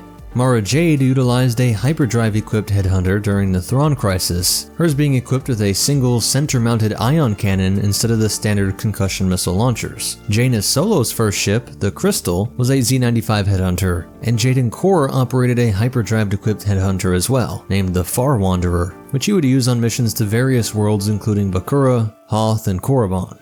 Another prominent New Republic member who proudly employed a headhunter was Tycho Selchu during the reformation of Rogue Squadron, although the armaments were notably reduced due to suspicions of his ties to the Empire. In the mission to retake Coruscant in 7 ABY, 5 headhunters played a crucial role in the mission's closing stages. Following the conflict, the 4 that survived were sold to various museums to raise funds for Rogue Squadron's attack on Thifera, which shows both how desperate they were, but also the strange cult-like love for these ships. Even though they had been long retired from military service, Z-95s were made a favored choice among smugglers, gangsters, pirates, and all kinds of people engaged in both legitimate and illicit enterprises. This enduring popularity persisted even 29 years after the Galactic Civil War, with Resistance pilot Poe Dameron acquiring 3 Z-95s for a covert mission referred to as Operation Saber Strike. During the Battle of Exegol in 35 ABY, pilots with the Citizens Fleet took to the skies, and the starfighter that just always seemed to survive and find its way into new conflicts, underscoring the enduring legacy of these versatile starfighters in the galaxy's ever-evolving conflicts. So that's it for the breakdown, and as for cool stuff and behind the scenes facts, we got the case of the modified ship that could carry 2 people, but on the RPG adventure The Price of Business, there's a really strange occurrence documented where a Z-95 supposedly transported Len Marcus and around 15 other people, which maybe we could attribute to extensive modifications, or just a potential typo, but you gotta imagine that modifications this extensive would basically make it another ship, not really a variant. Within the Imperial Navy, TIE pilots commonly referred to Z-95s as skulls, perhaps due to the distinctive skull-like design of the fighter at certain angles. Though interestingly and likely unknowingly, it's funny that it matches up with the animal that it was based on. Remember, they used to collect the skulls of their prey. If you want to unlock one in Jedi Starfighter, you can enter the cheat code Headhunt. And when they made their appearance in the Clone Wars TV show, starting with the episode Darkness on Umbara, it was originally designated as a separate class called the Z-85 Headhunter. But that was just an error and not meant to be a different ship. And they put a lot of work into the design of the ship, trying to avoid visual similarities to the iconic T-65 X-Wing, but actually drew inspiration from the artist Colin Cantwell's original concept for the X-Wing, which is a really cool creative nod to this design. But most important of all, remember, no design can truly die off if it has the support of a modding community. And the Force will be with you, always. I'll try spinning, that's a good trick.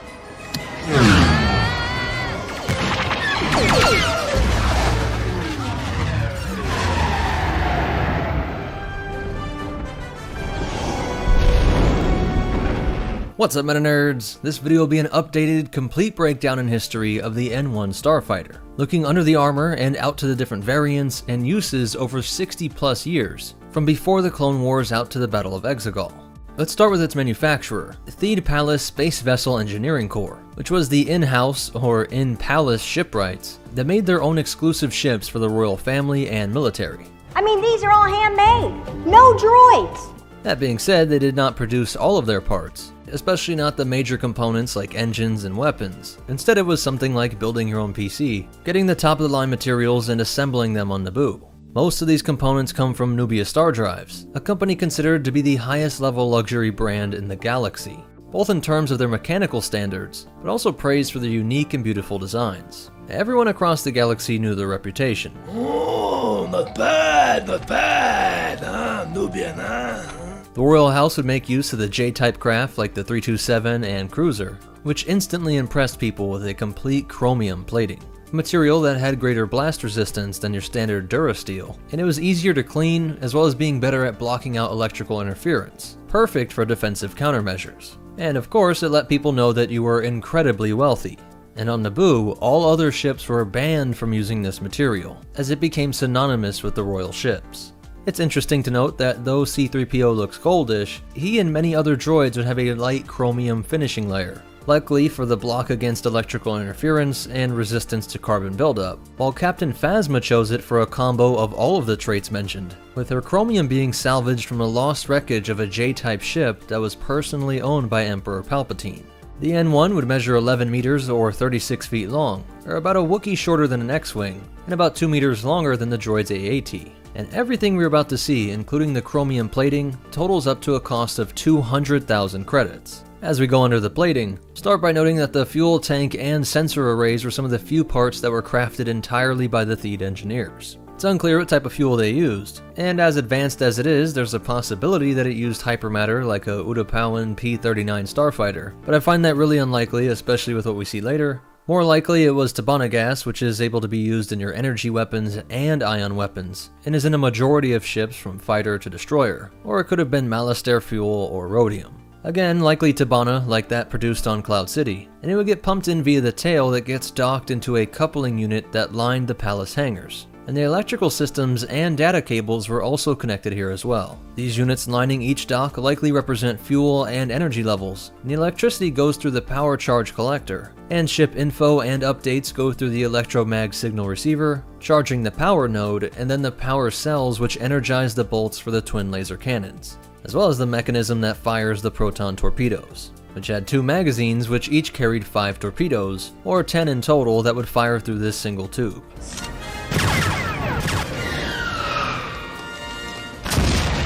The fuel pumps and hydraulics are also packed into the central area, with multiple fuel lines going out to the nacelles, energized in the ionization chamber.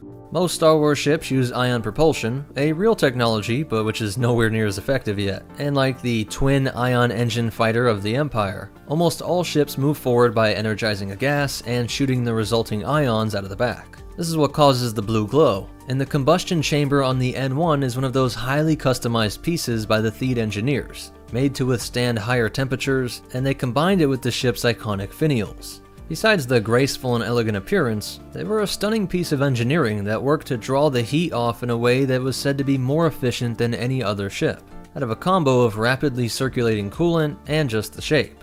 The need for this was also in part out of an environmental concern, as Naboo had been trying to reduce emissions on their world for centuries, seeing what many other worlds in the Mid and Outer Rim did to devastate their atmospheres, either through war or industry.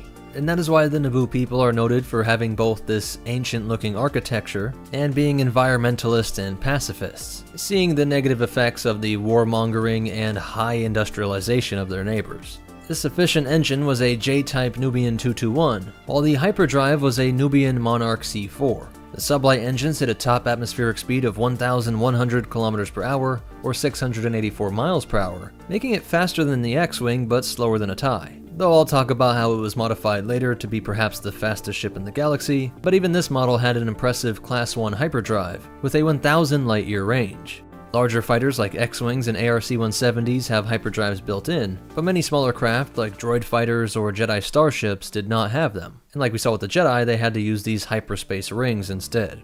The N1 was only limited by the size of its fuel tank, and a way to extend this was to have the diplomatic barge acting like a refueling dock, where the tails could attach just like on Naboo.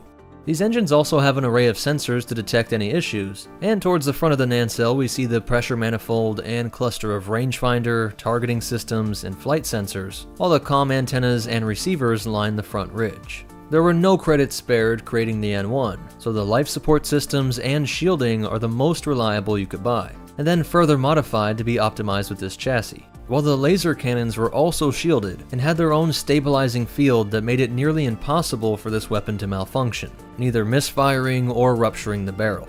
We don't really ever see that happen with other ships, but even if it was a very rare event, like a bad primer in a bullet, the Naboo Royal Engineers made sure their weapon systems had the equivalent of the best trigger, bolt, bullets, and barrel all built in. And then there was the astromech integration. It was not the first to use this system, but definitely one of the most successful, with the R2 unit placed right behind the cockpit, allowing it to operate all the ship's systems, communicate with other R2 units in the fleet, while also carrying out repairs.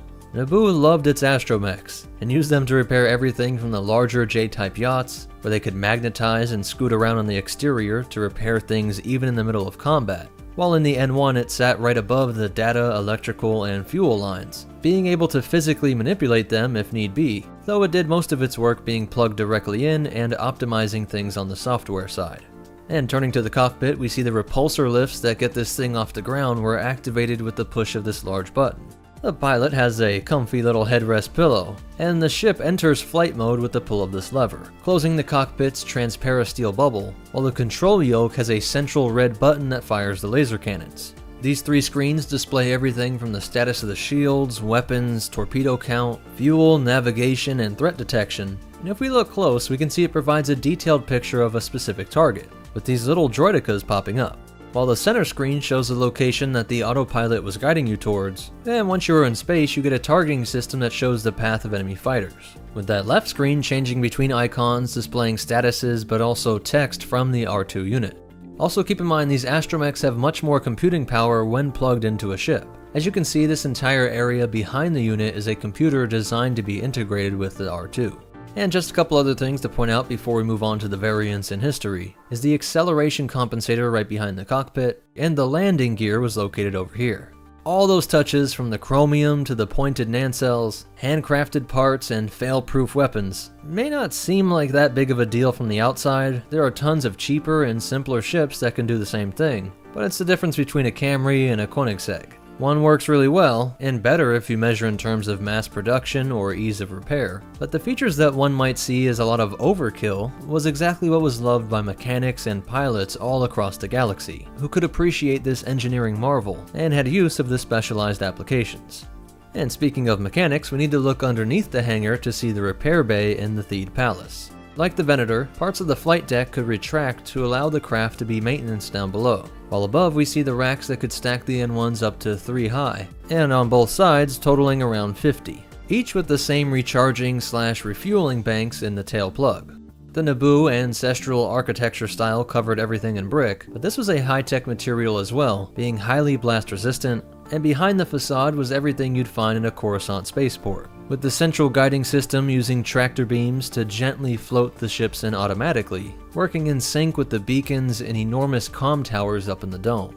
Couple cool things to note here is the ancient Naboo goddess standing outside for good luck, and a detail that the veteran pilots claim that they don't need any of these guidance systems. They can come racing in safely by simply using the waterfall to gauge the winds. As for its history, the first version was actually the N1L light starfighter, which lacked the main finial, and was both less powerful and more difficult to refuel and charge.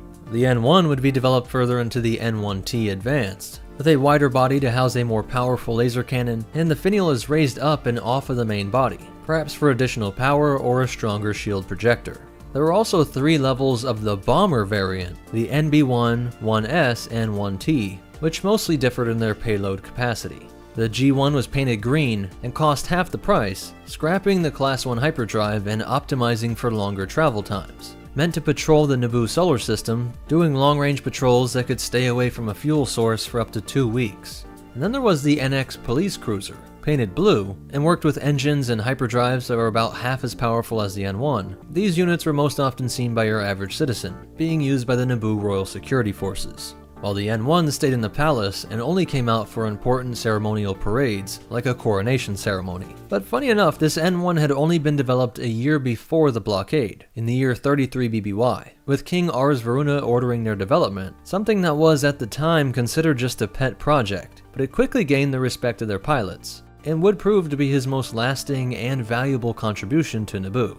It was during this blockade when Anakin and this ship became unlikely heroes. It should be noted that R2 likely piloted Anakin directly into the thick of battle, only to give him controls right over the Lucrehulk, as R2 had to be in control of everything the entire time. By using the proton torpedoes to destroy the Trade Federation warship, this little N1 entered a mythical status, as details became fuzzier as the tale was repeated, but everyone knew that this unique Naboo ship was a high-end luxury model, with stories exaggerating it as a battleship killer. Which is technically true, but of course even a barrage from its torpedoes could not come close to breaking through the shields of warships of this size. Despite that, the tales-made mercenary groups salivate at the prospect of owning one, always being a bit of a status symbol as well, and there were multiple attempts to acquire them, some hoping to bribe members of the government, or pay off some pilot to become a traitor, and mercs from Agamar convinced a Naboo expat named Dren Meln to return home and join the Royal Security Forces, where he also became a lover to his commanding officer, all out of a deep undercover plot to secure a squadron of these fighters. He provided the intel that the Agamarians used to set up an ambush, and he thought he had something in place to disable the ships, but when the plot failed and the N1 squad escaped, the mercs made sure to kill Dren Meln to cover up their involvement.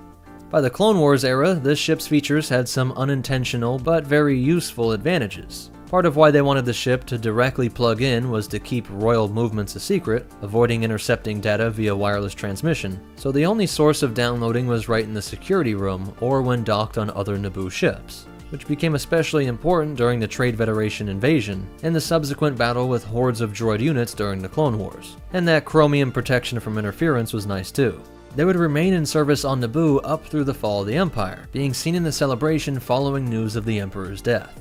9 years after the Battle of Endor, we see that Pelimoto had come into possession of one, housing it in Hangar 3-5 on Mos Eisley. We can speculate endlessly on how this happened, and Padme did have a personal N1, but it was all chrome, no yellow paint.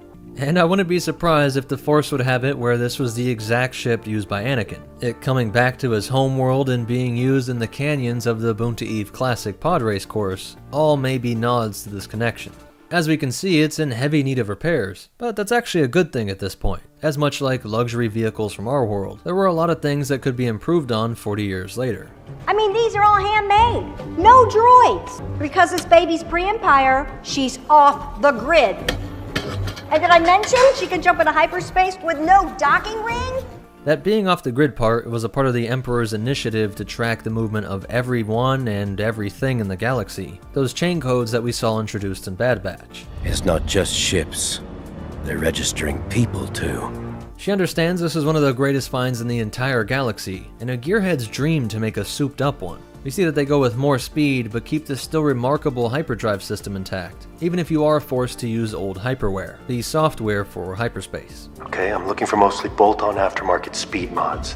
This is all hand-built custom. I'm guessing we need vintage hyperware if it's going to fit this antique. She seems to hint at it at least doubling the top speed, and the result certainly looks like it, and we really get to see her expertise working with such a specialized craft, as Motto had to understand the latest innovations. Trust me, the last thing you want strangling your thrust capacitor is a vapor manifold. I fabricated you this induction intake charger that's going to double your output coefficient. We see that in lieu of the palace connections, they were able to convert the charging finial tail to work off a gonk droid, while the fuel would be pumped in above the new third engine added right under the cockpit, likely taking up this entire section meant for the astromech and its augmented computer. Remember, the fuel lines and energizers for the laser cannons were in this region, where we now see this raised device that works to power this triple supercharged engine system, as well as the beefier cannons, which are now raised up and appear to be at least medium if not high power. All of this required additional cooling. Where did they get a cryogenic density combustion booster? All that state-of-the-art work on the thinning finial nacelles had to be augmented by these cryogenic attachments. This bare-bones approach made it lighter, but also helped to keep everything cooler. And of course, the R5 astromech unit thought they were all idiots for thinking they could operate this thing without its help, as both navigator and repairman. You know, I figured with your disposition, you'd want to forego the astromech. Hey! Watch your language around the customers. And the droid has a point. This normally would be a big problem, but it must be solved by the advances in computing, likely working to include something that just calculated the hyperroute, but none of the additional advantages that a full astromech unit provided. When he takes it for a spin, we still see the same blue glow from the ion engines, and everything in the cockpit seems to work the same, though they did have to add this extra screen to monitor these extra systems, perhaps being solely dedicated to the state of the engines and their heat. As he zips through the canyon and then out of atmosphere, it's obvious that this thing is far faster than your fastest stock ships like the A-Wing or Eta II. It's interesting to imagine how this will be used by Mando as he joins forces with Boba Fett, with Fett manning the heavy firepower but larger and slower Slave 1, and Din Djarin zipping around at speeds that nobody would expect. The proton torpedo tube is still in place, but it's unclear if he actually has torpedoes, if there is even room left after all these additions, or how he would find them in a junkyard. Though of course, we shouldn't put this past the Jawas. The ship is a big departure from the Razor Crest, a mobile home and gunship like Slave 1, but all Mando has to do is something like Anakin did with the Twilight. It shouldn't be hard to find more spice freighters in this neck of the woods, and that ship did have heavy shields and heavy firepower, while having its own quarters for a crew, and even a hangar for smaller ships like the Jedi Starfighter. A small Mandalorian clan could call this home, and have the power to raid much larger vessels, while hiding the fastest ship in the galaxy, letting it rip out of the back unexpected and acting as an interceptor. There's definitely some amazing potential here. And this isn't the latest existing N1 we see. In 34 ABY, Iden Versio would face off against Janata Security, a private military force that aided the First Order in conquering helpless worlds and kidnapping children to turn them into soldiers. This ship that once embodied the ideals of beauty and peace was now a part of something that struck terror into worlds across the Outer Rim and unknown regions. As JSEC was masterful at modifying and maintaining older vessels, everything from the Nebulon B and GR-75 transports to V-Wings and even N1 starfighters. They had multiple units of this vessel that was considered rare even when it was being produced new on Naboo. And one of these N1s, owned by the commander of this kidnapping project, Security Officer Lee Mackay, heavily modified his N1 to take advantage of newer parts that were both smaller and more efficient, leaving him room to install seismic charges. It's unclear how many of these it could carry, but despite using the expert tactic of unleashing these in an asteroid field, Iden Versio still managed to lock on and blow this antique out of existence. The last time we see an N1 was during the Battle of Exegol in 35 ABY, where several of them joined the thousands of ships from across the galaxy that sought to finally put an end to the Emperor. At least in the end, the Naboo people could be proud that their iconic ship played a part in restoring peace to the galaxy, and likely acted as a nice morale booster for anyone who saw that flash of chromium as it raced by. So that's it for the breakdown in history, but you definitely want to hear these cool facts and behind the scenes stuff. In Legends, the chromium was purely for decoration, a nod to a time when their ships did need heavy plating to repel the dangerous electromagnetic rays, as those first primitive starships finally broke out into space. But now shield generators easily protected ships from this. But the royal family wanted to use the chromium plating as a sort of call to their ancient rule, and though this has changed in canon to have a more practical purpose, it's nice that that line about there being so many hand-finished parts actually comes from the old cross-section. I thought it was neat that in this shot you see 3 eras of ships, the X-Wing in red, a New Republic blue variant, and the prequel N1.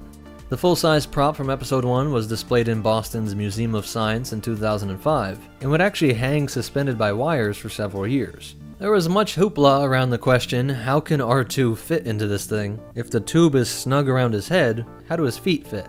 Doug Chang, who designed this and many other amazing designs, and who is still working with Star Wars projects including the Book of Boba Fett, said Lucas personally altered the design to cause this problem, all in making it look more sleek, and he loved that it had the chrome look of 50s cars. And so the Episode 1 Incredible Cross-Section book hoped to address this problem by saying that R2 is brought up from the bottom and that his head telescopes up into place. And though not official, they were a cool unlock in the Rogue Squadron games, and would appear in tons of other games as well, all the way up through the new Battlefront 2.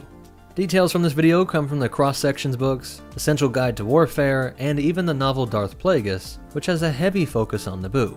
But most important of all, remember, you can build anything with enough credits and faith in your Jawas, and the Force will be with you, always.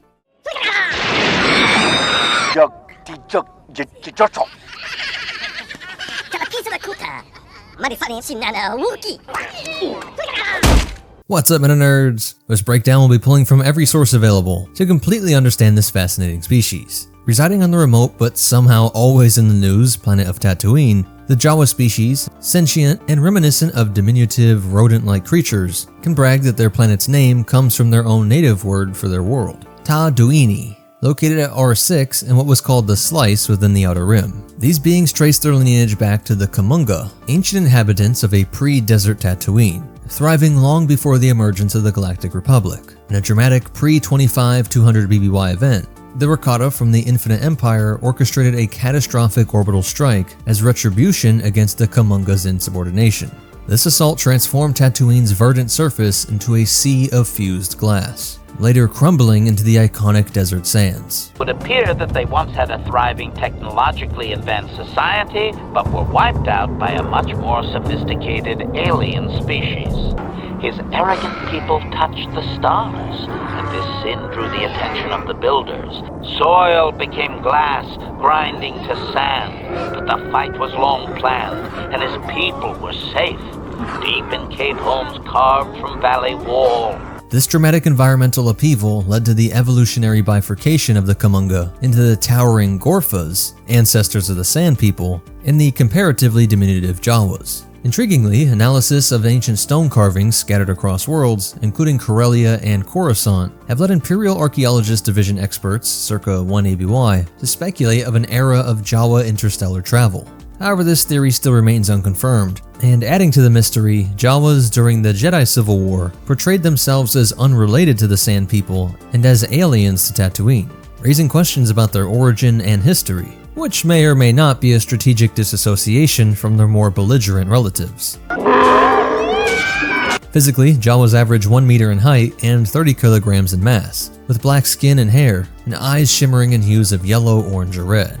Their expected lifespan mirrors a standard 80-year cycle, and they follow an omnivorous diet. The enigma of what lies beneath their heavy robes has fueled rampant speculation among Tatooine settlers, with theories ranging from giant rodents to devolved humans. And while most Jawas conform to their 1 meter height norm, some exceptionally tall individuals almost match the 1.71 meters of a 3PO series protocol droid. This could just be a random genetic mutation, or maybe one of them salvaged some growth hormone, but it might be more evidence to that theory of them being aliens from a once spacefaring Jawa people, and these latent genetic attributes just pop up every now and then. A unique cultural aspect of Jawa life is their distinctive robes, tailored for moisture regulation and insulation. These garments, initially cut to the armpit in youth, are gradually lengthened as the Jawa grows, with the hem serving as a measure of height.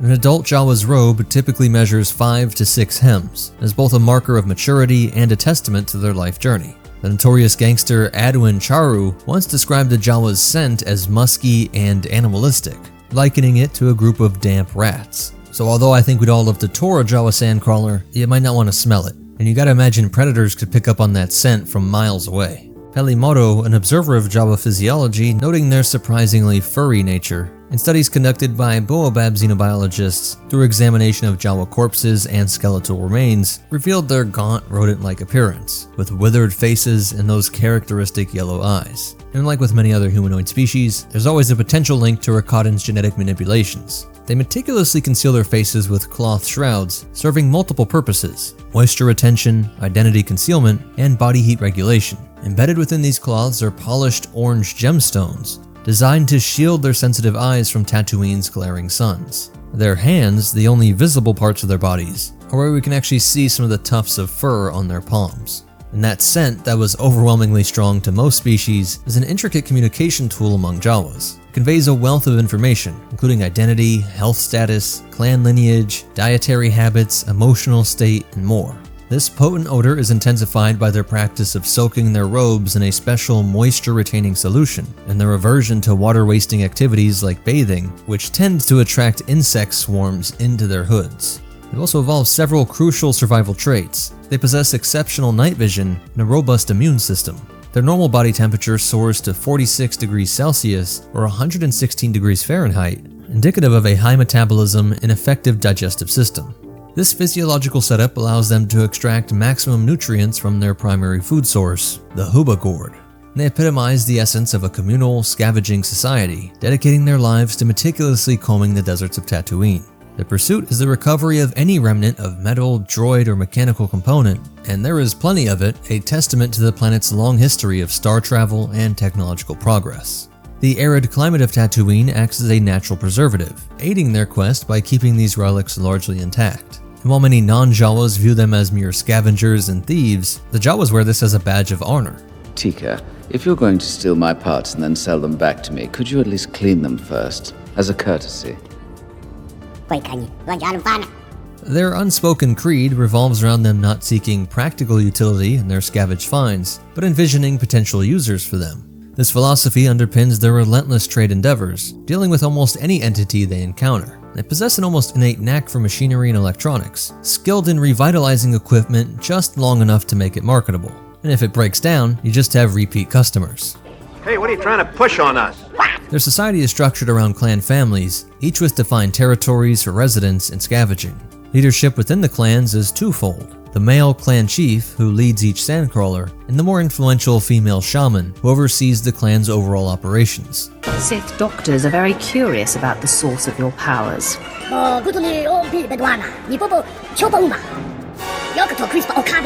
Shamanic ascension is unique, hinging on either exhibiting force abilities, surviving an illness with hallucinatory visions, or being selected as the incumbent shaman's successor.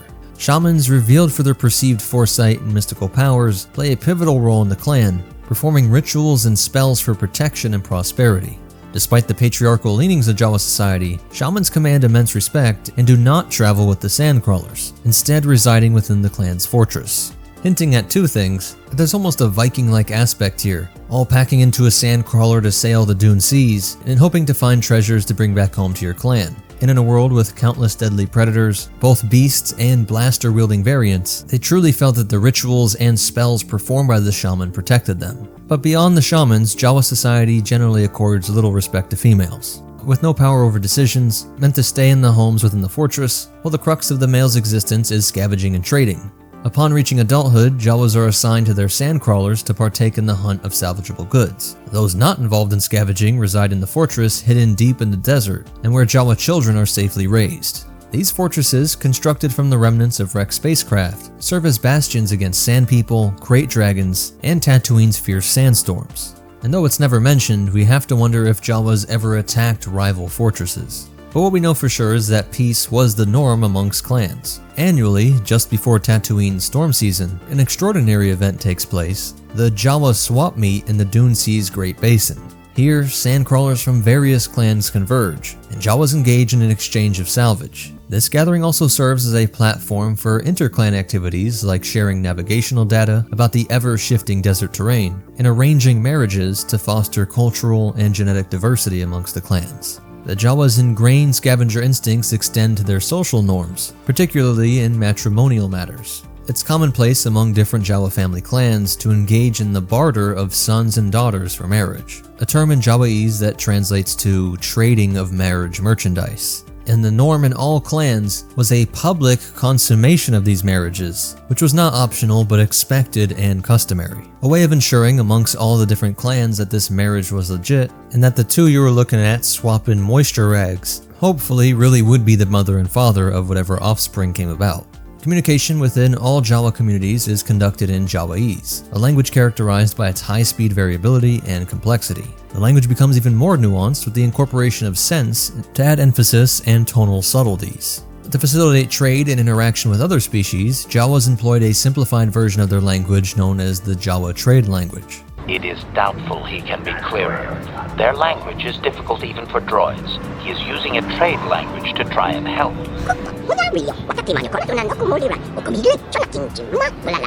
This dialect strips away the olfactory elements and uses more simple words and grammar to make it more accessible for those species frequently engaging with them. Their culinary preferences include a fondness for squills, valued for their tough and robustly flavored meat. An anecdotal incident involves the Jawa clan scavenging an Imperial transport capsule, where they fortuitously discovered squills and were very happy to have both a meal and new scrap material. And despite their generally peaceful nature, Jawas are occasionally equipped for self-defense. Their arsenal typically includes ion blasters, designed to disable droids rather than cause physical harm, and restraining bolts for droid control. In addition to this, they are often equipped with an array of tools for droid repair, demonstrating their ingenuity, and they are skilled at constructing monster droids, bespoke assemblages crafted from various droid parts, tailored to meet the specific requirements of their customers. Though oddly, they never seem to have any lethal weaponry or droid units to help in defense, which is even more odd when you understand their history. Their need for a secure sanctuary, especially from the physically dominant Gorfas, who often attacked and enslaved them, was a defining aspect of their culture. Came out of nowhere. Wait, damn it! Here they come again. How did it do that? This necessity became particularly pressing around 3959 BBY. During this period, the Zerka Corporation introduced several sandcrawlers to Tatooine, lured by the prospect of lucrative mining opportunities. However, the corporation soon vacated the planet, deterred by the instability of the local ores. Zerka Corporation has really tried to hide this, but it just seems that Tatooine metal is unfit for effective manufacturing. The Jawas, seizing this opportunity, quickly repurposed the abandoned sandcrawlers into mobile homes. These mammoth vehicles not only offered protection from Gorfa attacks, but also revolutionized Jawa society, facilitating their nomadic lifestyle of scavenging across the desert, becoming a symbol of Jawa resilience and resourcefulness, and forever ensuring that these people would be great mechanics, as it all required constant upkeep to remain operational. With the settlement of colonists on Tatooine, the Jawas, in contrast to the hostile Sand People, saw this as an opportunity. Utilizing their sandcrawlers, they scoured the desert for discarded droids and equipment, which were either sold or bartered. However, their occasional tendency to appropriate items of interest did tarnish their reputation among settlers, casting them as somewhat untrustworthy. But they were far too valuable trade partners, and nowhere near the problem that the Sand People were. The profits from these trades presumably went to purchasing some exotic meats, and other supplies and essentials for the Sandcrawler crew and for their families back in the fortress. Their adaptability and scavenging skills led them to venture beyond Tatooine to other planets such as Ryloth, Florum, and garbage-rich worlds like Raxus Prime, home to the Miknu clan. They were also observed on Gennon, working for the crime lord Grappa, and even on the bustling planet of Coruscant. And Arcan 4 was just another one of the planets that made their Jawa presence known. In 19 BBY, when Jedi Das Janir visited Orvax 4, two of his companions, belonging to a shorter species, disguised themselves as Jawas. This tactic suggests that Jawas were not an uncommon sight on Orvax 4, more evidence to how widespread their presence was, and how they were integrated into various planetary cultures. In the pivotal year of 0 BBY, they would become entangled with the will of the Force itself when they incapacitated the droid R2-D2 and brought him into their sandcrawler, where C-3PO was already captive. Selling these droids off to Owen Lars, this transaction would change the fate of the entire galaxy. By 4 ABY, a Jawa sandcrawler captain named Teal Kak made an extraordinary discovery. While salvaging Grizzid's crashed ship, he encountered a Rancor, which he handed over to Jabba de Silajik Tior, the notorious Hutt crime lord. Post the Battle of Endor, a rather unusual situation unfolded involving Jawas, with a group of 480 being transported to the moon of Endor as a part of a salvage mission to recover valuable technology from the remnants of the battle, involving Imperial ships and vehicles, and the greatest salvage of all, the Death Star. However, the mission took an unexpected turn when the Jawas mutinied, forming a bandit gang that targeted visitors to the moon. Perhaps all this greenery just drove them mad, not being able to get outside and touch sand. In the aftermath of the Battle of the Great Pit of Carkoon, Jawas with yellow eyes found Boba Fett, weakened from his escape from a Sarlacc, and they stripped him of his corroded Mandalorian armor. When Fett regained consciousness, a Jawa knocked him out again with a blaster. The armor eventually found its way into the hands of red-eyed Jawas, and remember, these different eye colors are actually based on the gems that they put in these eye sockets, but it was these Jawas that encountered Cobb Vanth, a fugitive from Mos Belgo. In exchange for a Comtomo of Silcax oxalate crystals, the Jawas offered Vanth the Mandalorian armor. By 17 ABY, some Jawas were forcefully taken to Skip 5 on the Smuggler's Run to assist with repairing damaged Imperial equipment. Additionally, a galactic beverage named Jawa Juice served the establishments like Dex's Diner on Coruscant.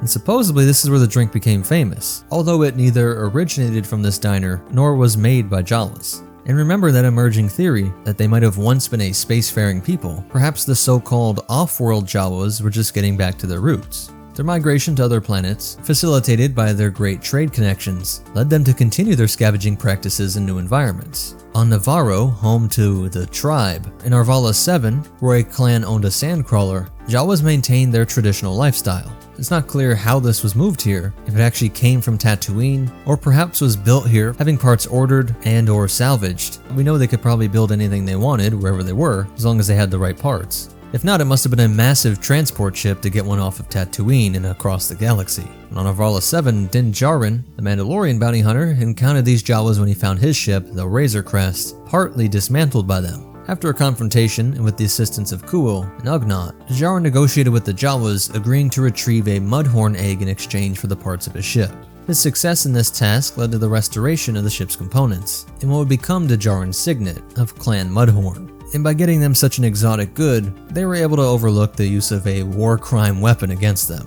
So that's it for the breakdown. As for behind the scenes facts, the iconic Jawas made their debut in Star Wars Episode 4, where Lucas initially envisioned a Jawa prototype resembling a rat, but later discarded the idea and deemed it overly theatrical, going for the more mysterious look of them being all covered up. In the actual movie, the Jawas are portrayed by 12 local children, including Tiffany L. Kurtz, the daughter of Gary Kurtz, a producer of the film. They wore black stocking masks and eye bulbs wired to create the glowing eye effect. The canonical appearance of Jawas beneath their hoods remains a mystery, as no official source has confirmed their true looks, though all the lore from those different scientists do all but confirm that they would just look like rats. Behind the scenes imagery from Return of the Jedi shows them with squarish heads, black cloth, and large mechanical yellow eyes, but of course those latter parts are part of the costume design and not necessarily indicative of their actual appearance. And their ties to their violent cousin species was in the original Star Wars novelization, hinting at a possible kinship between the Jawas and Tusken Raiders, and describes the Jawas in a metaphorical sense as rodent-like and akin to devolved humans. In 1978, musician Neil Young featured small hooded creatures with glowing eyes, named Road Eyes, in his concerts in tour film, and on the cover of his album Rust Never Sleeps. This led to one of the more unusual copyright infringement cases related to Star Wars, which was eventually settled at a court. In Knights of the Old Republic, they explored the theory that Jawas, along with Gorfas, may be human or at least human-related, and suggested in a dialogue with the Sand People storyteller, where HK-47 comments humorously on the potential strain such a theory could put on the meatbags belief system, as the Gorfas demonize the human settlers, and vice versa. Cautionary, Master, if you mean to suggest that humanity is ancestrally linked to ancient Tatooine, you will strain his belief system to its pitiful meatbag maximum. The Jawas also inspired elements in other Lucasfilm creations. For instance, the Weavers Guild in the computer game Loom does bear a resemblance to the Jawas. But most important of all, remember, pop some new filters in your helmet if you're going to tour a sandcrawler, and the Force will be with you. Always. I've taken the liberty of upgrading the Rogue Shadow sensor array. Now you'll be able to spy on any suspect ships within the entire system. What's up, MetaNerdz? This video is all about the Rogue Shadow, the personal starship of Darth Vader's secret apprentice, codenamed Starkiller. Secretly commissioned by Darth Vader, the Rogue Shadow was designed and built by Sinar Fleet Systems sometime between 18 and 3 BBY. Based heavily on the design of the Scimitar, Darth Maul's personal infiltrator, the ship shared the distinctive radiator panels common to many Sinar products. With a stated length of 65 meters or just over 213 feet, a width of 58.5 meters or 192 feet, and a height of 25.3 meters or 83 feet, the Rogue Shadow was much larger than many of the personal transports and even light freighters that it was made to blend in with. It was almost twice as long as the Millennium Falcon, and was over 6 times the length of the TIE Advanced X-1, about the length of 7 1/4 standard school buses. It was as wide as 2 Millennium Falcons plus a TIE Advanced, or 22 school buses across. It was almost exactly as tall as the Lambda-class shuttle in its landed configuration, or equal to a 6-story building here on Earth. But don't worry, at the end of the video we're going to talk about why there's some discrepancy in the size. It tends to change different times we see it. Designed to be a mobile base of operations for Starkiller, the Rogue Shadow carried consumables for a year and had a cargo capacity of 15 tons, a weight equal to 18.5 dewbacks. A large portion of the space inside was given over to Starkiller's training room, a large, empty, circular space where he could meditate, spar with the provided proxy-type droids, or receive covert instructions from his master. The Rogue Shadow was a technological marvel in every way. For combat situations, it was equipped with standard laser cannons, but these rarely needed to be employed due to its other abilities. It had a hyperdrive rating of 0.5, tied with the famed Millennium Falcon, and otherwise faster than even the most heavily modified smuggler and bounty hunter craft. It had an incredible max sublight speed of 1,350 km per hour, or 839 miles per hour, which was about 100 km per hour faster than the TIE Interceptor, and 50 km per hour faster than the Rebel A-Wing. Its primary pilot, Juno Eclipse, enhanced its already impressive sensor suite to the point that it could monitor any ship present in the same system that the Rogue Shadow was lurking in. Like Darth Maul's Sith infiltrator before it, the Rogue Shadow came equipped with the experimental Stygium crystal cloaking device that could conceal the ship completely from scanners, to the point that it was comfortable hovering directly above the remains of the Jedi Temple, and even navigating inside of the first Death Star without being detected. Unfortunately, all of the personnel and droids responsible for creating the Rogue Shadow couldn't take pride in their creation for too long, as they were all killed in various industrial accidents and street crimes, ordered by Darth Vader in order to ensure the existence of this ship remained a secret. In the Legends continuity, the Rogue Shadow was instrumental in forming the Rebel Alliance. Starkiller would use it on several missions, and it would actually be piloted by 7 different people, before he and Captain Eclipse would take it on a series of missions to hunt down the Jedi survivor Ram Koda, Kazdan Paratus, and Shaak Ti. Vader would stage Starkiller's death, apparently to fool the Emperor, before tasking his apprentice to gather an army of dissenters and rebels that they could use to topple the Dark Lord. The Rogue Shadow would be Starkiller's base of operations as he gathered General Koda, Bail Organa, and the young Princess Leia Organa as the founders of the Rebel Alliance. But the whole operation would prove to be a trap set by Darth Vader and the Emperor to root out dissidents. After failing to prevent the new Rebel leadership's capture on Corellia, Starkiller would tear his way through the incomplete first Death Star, before facing down the Emperor himself in the throne room. Unable to defeat him entirely, Starkiller instead sacrifices his life to buy the rebellion enough time to board the Rogue Shadow, where they were able to escape and make their way to Kashyyyk, having the true founding ceremony of the rebellion. But Vader had a plan, as roughly a year later in 1 BBY, Darth Vader had him cloned on Kamino, though he would escape and try and find his love, the Rogue Shadow's pilot Juno Eclipse. His first stop would be Cato Neimoidia, where he would reunite with General Koda, and they would escape in the radically refitted Rogue Shadow. Koda had haphazardly modified the ship as a troops transport, leaving all sorts of exposed wiring and bulkhead panels scattered throughout the once clean interior. Exteriorly, the ship frame appears to have been almost completely rebuilt, now being completely symmetrical, including the wings, and with new engines and even a different ball cockpit. The clone Starkiller would partake in the Rebels' assault on Vader's Kaminoan cloning facilities, a battle that ended when Vader was defeated and taken prisoner, from a certain point of view.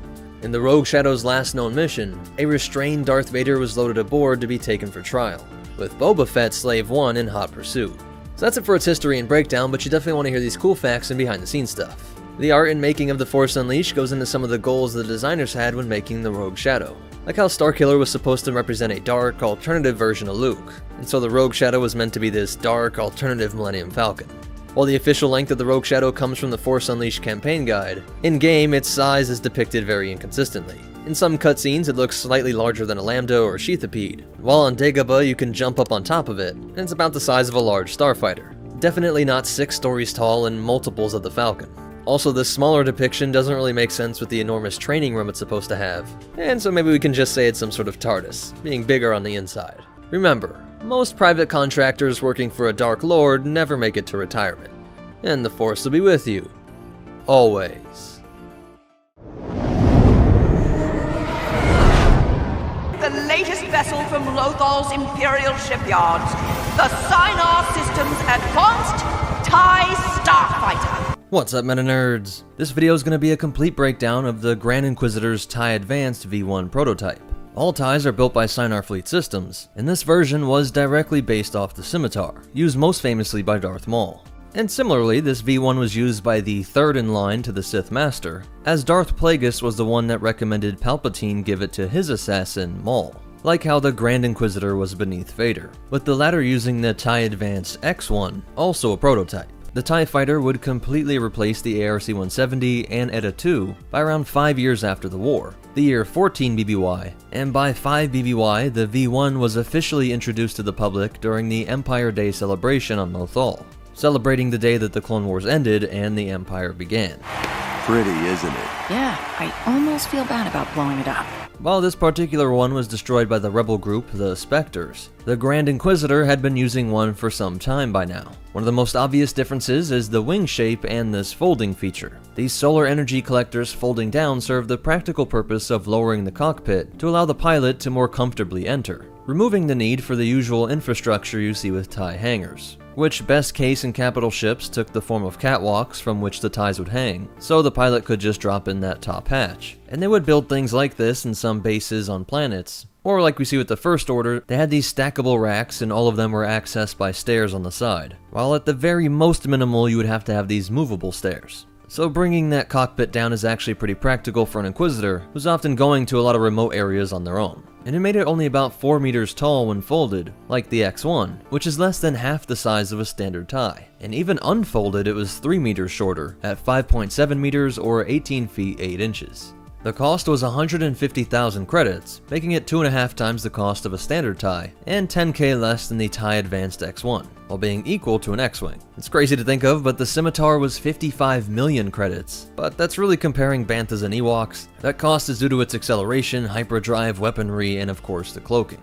But with a top-down view, you can see how this section on both the V1 and X1 took their inspiration from the Scimitar. And the reason why these two TIE Advanced versions are close to the X-Wing in cost is mainly because of the hyperdrive capability. While the X-Wing was much faster, with the Class 1 being the fastest class in the galaxy, these TIEs had a Class 4.5 and 4, making it equal to some large cargo haulers. This may seem insanely slow, but keep in mind they didn't have to do hit-and-run style attacks like the Rebels, and if they were scrambling to a time-sensitive target, they weren't doing it alone. The Empire would always throw a large force at any target, and even the Inquisitors are hardly ever fighting without backup. So these TIEs could be attached to anything from the Gazanti class to the decks of capital ships. And when it did arrive in atmosphere, the TIE Fighter was one of the fastest craft out there. While the X1 used by Vader was equal to a standard TIE, the Inquisitor's V1 maxed out at 1600 km per hour or 960 miles per hour, making it 52% faster than the X-Wing, and one of the only craft out there faster than an A-Wing, though not when it comes to real space distances. This stat is referred to as megalight per hour, and it is a bit silly if you look at it too long, putting ships at multiple times the speed of light, but ignoring that and using it simply as a scale to measure ships relative to each other, we see that the A-Wing and Eta II are the only ships out there faster than the experimental TIEs, with a big jump in speed seen by the First Order era, likely just due to being 30 years later.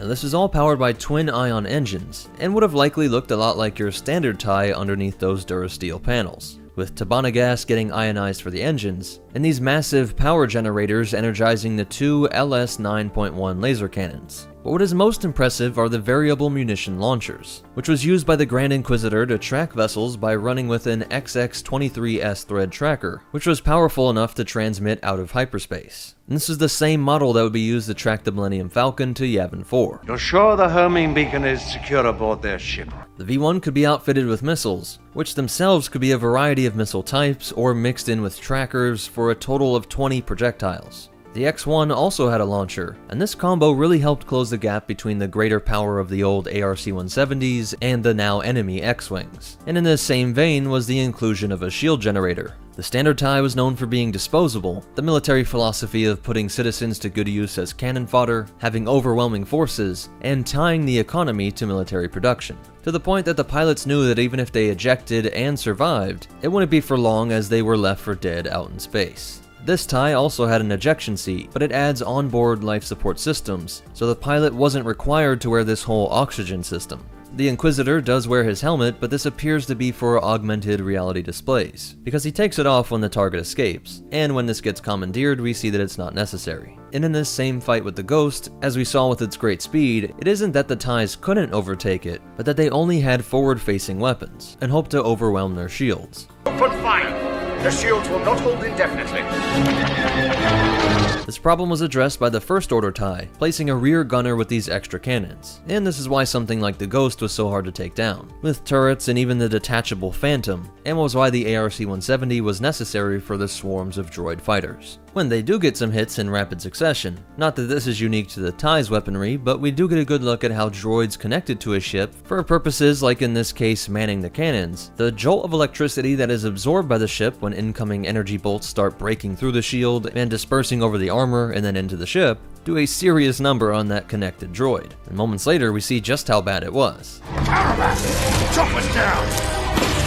This mission was to capture Imperial trader Sibo, who years earlier had volunteered to be augmented with the AJ-6 cyborg construct, and now could expose schematics for this new prototype starfighter, as well as the other variants being worked on, in addition to Walker schematics, Stormtrooper tactics, and the 5-year plan for Lothal. This intel was so important that the Grand Inquisitor led the operation to bring Sibo in, forcing the rebel group the Spectres to make some dramatic decisions. With the tracker connected and broadcasting their position, even through the blue void of hyperspace, Hera Syndulla says that they can try and detach it, but interestingly, Kanan points out that because of their close call with this force-wielding pursuer, the Grand Inquisitor could now track them through the Force. Why not just drop the Phantom into our trail and let the Imperials chase after their tracker? The Inquisitor is on our trail, and as long as Ezra and I are on board the Ghost, we're jeopardizing Sibo's escape.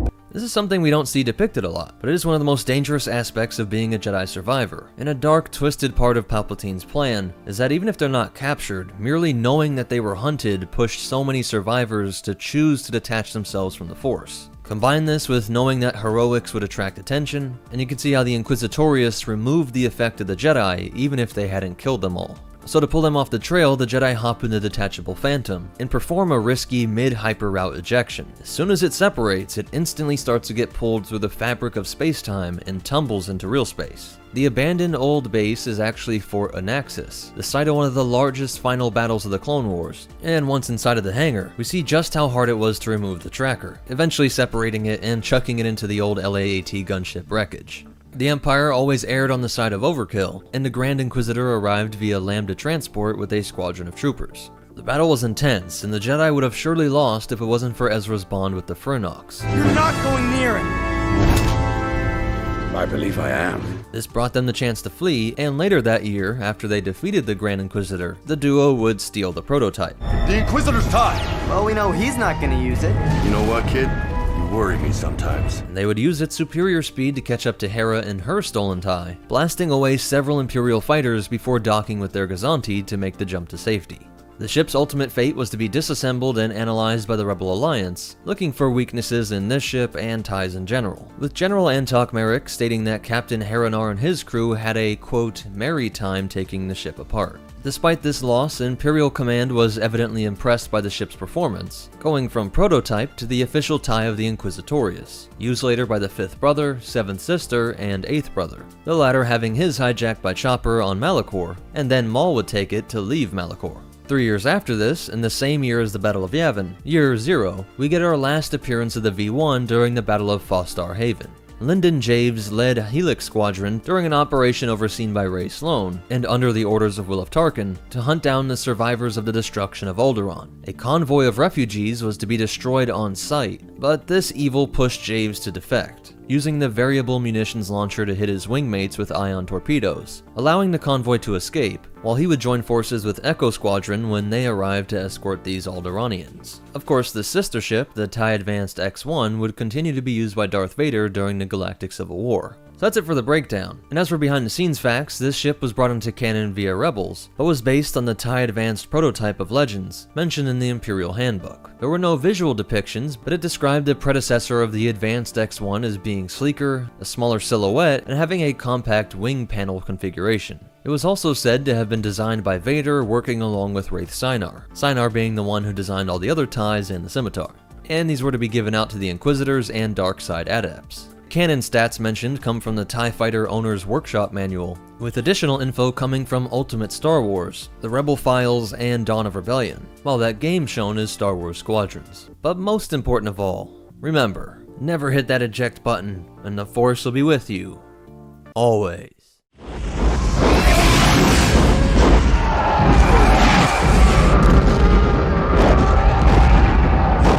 Imperial interlopers destroyed all that we knew and loved in the Night of 1,000 Tears.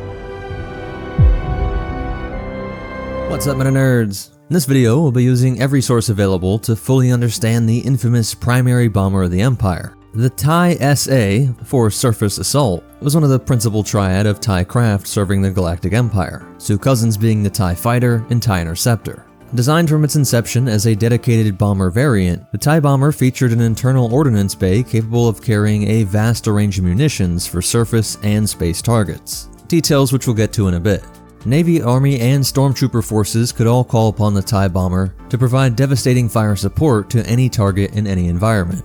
Designed and manufactured by the legendary Sinar Fleet Systems in order to replace the lighter TIE GT. As you'd expect, it's built around the eponymous twin-ion engines. This propulsion system, the PS4 twin-ion engines, was known for its simplicity and reliability, with no moving parts, which made it very low maintenance while lightening the craft overall and improving maneuverability. Its reliability was further enhanced by sharing numerous components with others in its family, including the cockpit, wing brace, laser armament, and drive system.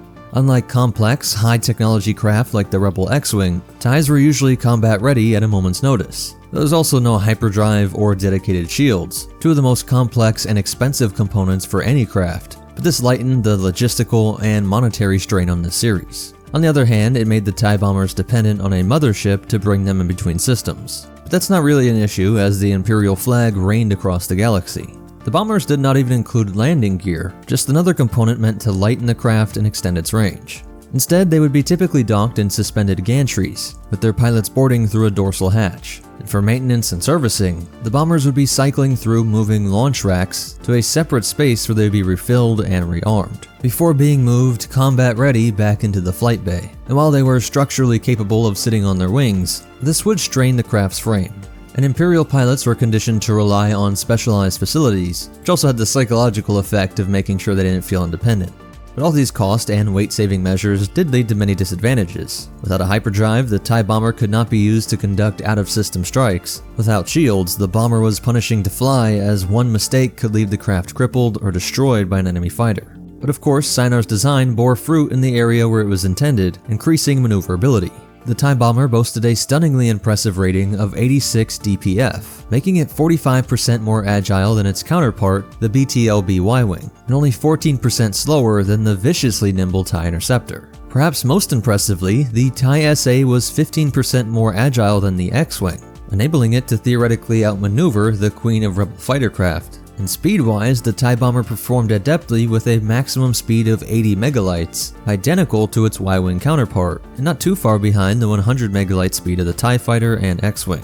Laden with ordnance, however, the TIE SA was a plodding snubcraft, managing only a 60 megalight speed fully loaded. So they're somewhat banking on a surprise attack, delivering all their ordnance, and then making a more speedy retreat as other Imperial forces flood in. Its atmospheric performance was slightly worse compared to in a vacuum, with a max atmospheric speed of 850 km per hour, slightly slower than the B-Wing and X-Wing. As the blunt, solar panel wings of the craft slowed it considerably in yawning maneuvers, though still decent ability to pitch and roll, as these angled solar wings, built to increase durability, ironically made the TIE bomber slightly better suited to turning in atmosphere than its TIE fighter stablemate. Now that speed and maneuverability are out of the way, let's get to the part you've all been waiting for, the firepower. The most notable feature of the TIE SA is its twin pod design, with the port pods solely reserved for ordnance. A series of 3 independently rotating weapon rings carry a wide variety of munitions, racked and loaded by an internal maneuvering arm as the pilot selected his choice of ordnance. The potential payload could include one or a tailored mixture of proton bombs, proton torpedoes, guided concussion missiles, simple thermal detonators, or orbital mines up to a weight of 15 metric tons. 2 of the internal weapon rings carried spherical ordnance such as the proton bombs and mines, fed into a bomb chute for vertical delivery, while the third was dedicated to missile armament and fired directly forward. Bomber squads could perform a wide variety of space or ground tasks, from seeding space with orbital mines to precision bombing of ground targets to delivering devastating volleys of concussion missiles against enemy fighter formations. The bomber had a reputation for precise delivery of firepower, delivering a tailored payload where the immolation of an ISD's orbital bombardment might be a tad excessive, and for those first 19 years of the Empire, might get those pesky civilian and senatorial critics talking. But precision is still a relative term though, as a squadron of 12 or a wing of 72 could very well flatten an entire town, borough, or installation with carpet bombing. For more specialty missions, the TIE SA could also carry thousands of dispersible pamphlets to weaken enemy morale, flip a rebellious population back to supporting the Emperor, or supply canisters to resupply isolated Imperial forces. As with other TIE cousins, the bomber's ion engines made an eerie howl passing overhead.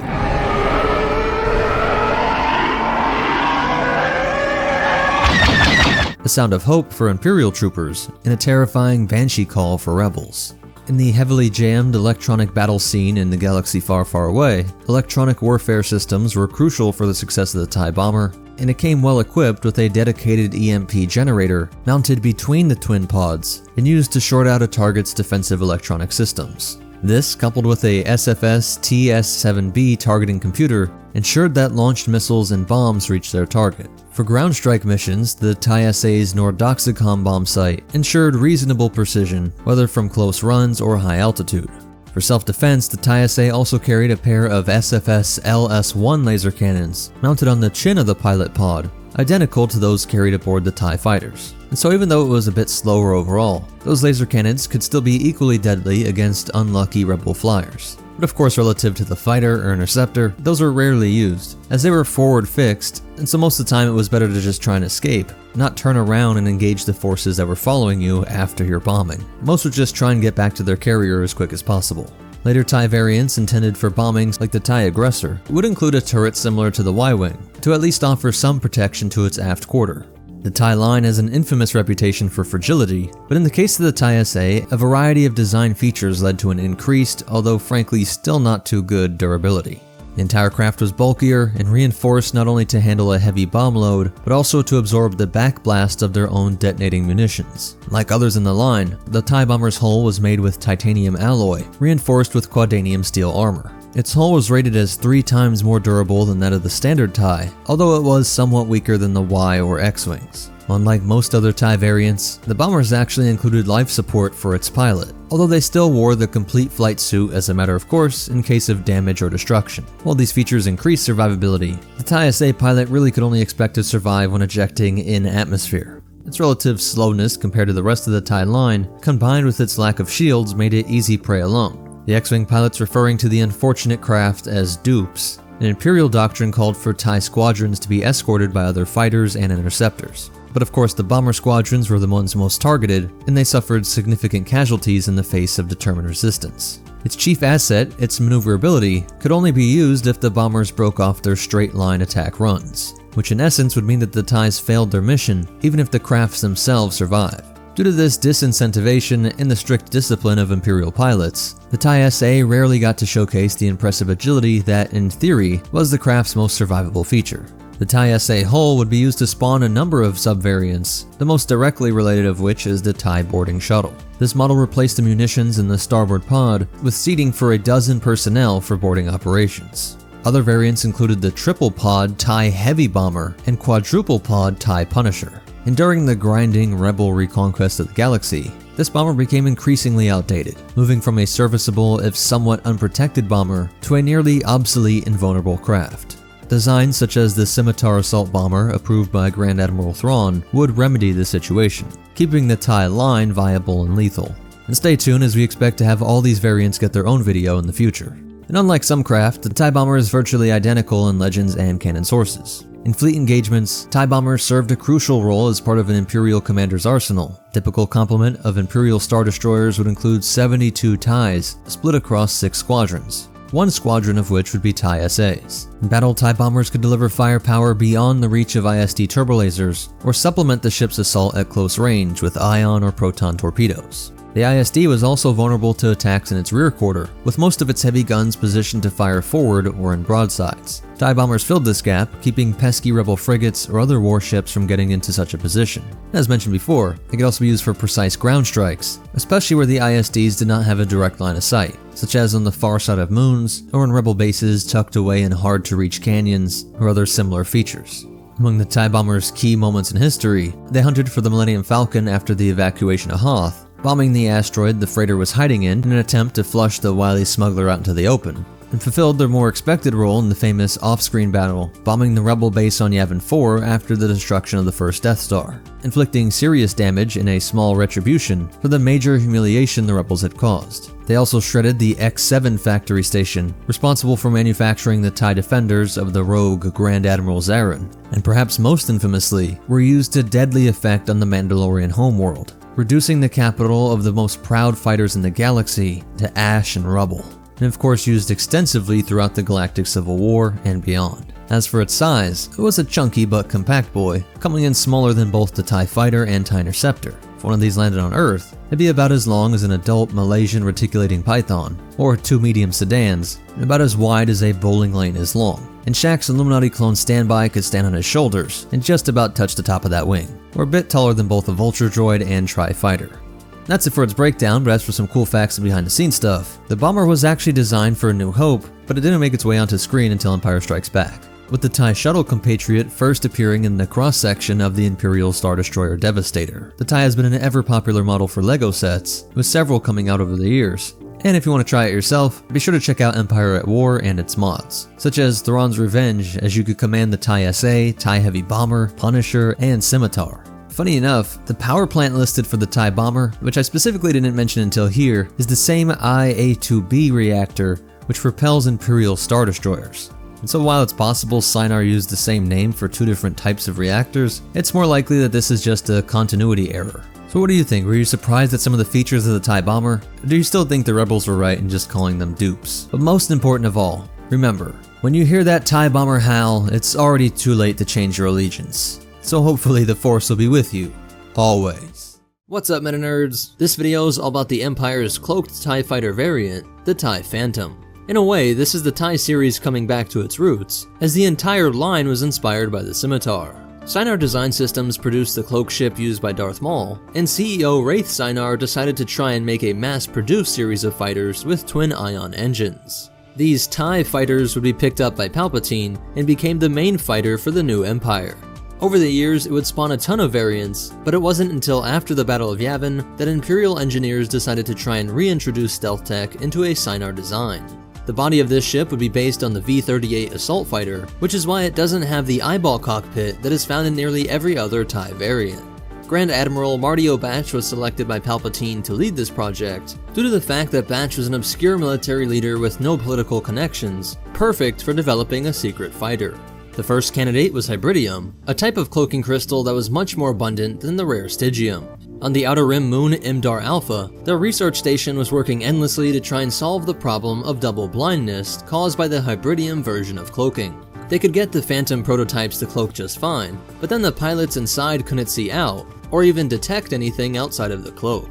3 years of frustration led Batch to ask Palpatine for access to the Tarkin superweapon. This is essentially a bare-bones Death Star, with minimal structures built up around a planet-busting super laser. Aiden 2 was a known site of Stygium crystals, and though it would be very time-consuming to try and mine down to its crystal core, it would be incredibly easy to use droids to just scoop up Stygium crystals floating around in space. This problem was solved with a single shot from the Tarkin, turning this difficult-to-work world into a debris field of millions of crystals. Now there was plenty of Stygium to go around, and Palpatine saw the project was on the verge of being fully realized, so he allowed the Executor-class Star Dreadnought, the Terror, to protect the research station on Imdar Alpha. Both the TIE Phantom production facility and the Super Star Destroyer were provided with their own cloaking devices, making this entire operation completely undetectable.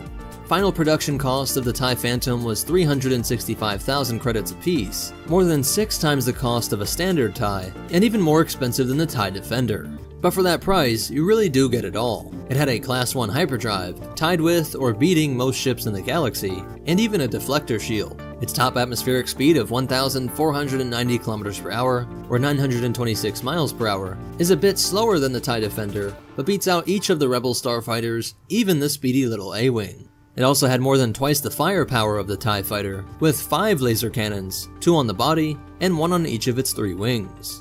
Having a cloaking device, hyperdrive, deflector shield, and 5 lasers requires a ridiculous amount of energy, which is why the whole body of this ship is just an enormous reactor, more than twice the size of the cockpit.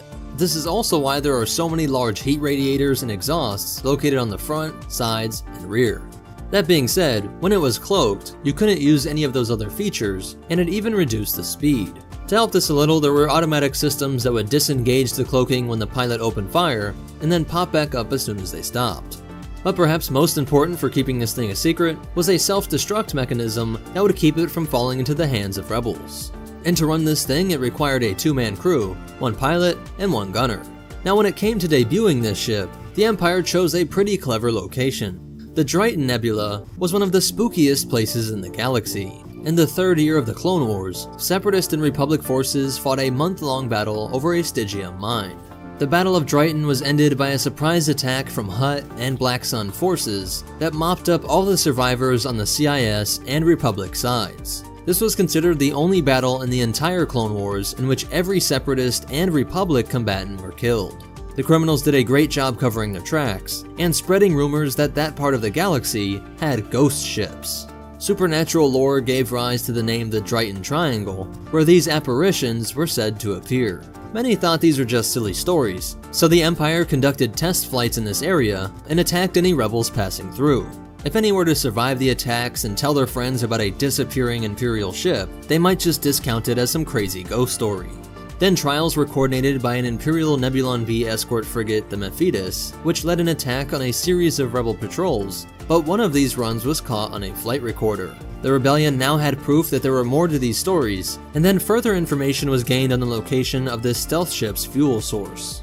Admiral Akbar thought they had to strike immediately, sending a squadron to destroy the fuel depot and tasking Rookie 1 to work with Rue Merlin and destroy the main facility. They were able to sneak on board the Superstar Destroyer the Terror, where they found hundreds of TIE Phantoms preparing for a finishing blow against the rebellion. The agents were able to steal one, operate it into the Terror's core, and set off a chain reaction that destroyed the SSD. But as it blew, it disrupted the main facility's cloak, revealing it to our pair of rebels. Realizing the fight was not over, they were able to use all the chaos to sneak into the factory and find its main core, destroying it along with thousands of TIE Phantoms. Even better, they were still in their TIE Phantom, so they brought it back to a rebel base so that they could figure out how it works. This way they could develop countermeasures, and would always have the option to use it against the Empire. That was a great plan, until its self-destruct device blew it to pieces. This program took an incredible amount of Imperial resources, and Marty O'Batch had a good idea about what happened to Imperial leadership when they failed the Emperor. He fled to the Outer Rim, but was later assassinated by his own crew. The few TIE Phantoms that were not destroyed ended up being formed into Shadow Squadron, though the ability to produce more of them was lost at this Imdar Alpha facility. So that's it for its history, but you definitely want to hear these cool facts and behind the scenes stuff. The TIE Phantom was created for the 1995 video game Rebel Assault 2, The Hidden Empire, and was based on an earlier design for the Lambda-class shuttle. Additional information was released in the sourcebook Stay on Target and Rebellion-era campaign guide, but it also got introduced into the X-Wings miniatures game. But most important of all, remember, if you want to go AWOL, don't force your crew to go with you. And the Force will be with you, always.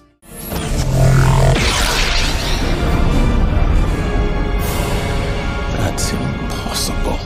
What's up, MetaNerdz? This video will be a complete breakdown of the B-Wing prototype, going from the origins of the B6 up to the production of what would be the ASF-01 B-Wing, the incredibly complex and powerful starfighter that helped to secure a rebel victory in the Galactic Civil War. Because everything about the B6 is canon, and it really is such a different ship from the ASF-01, we'll cover that in the next video, because it has quite a long story on its own.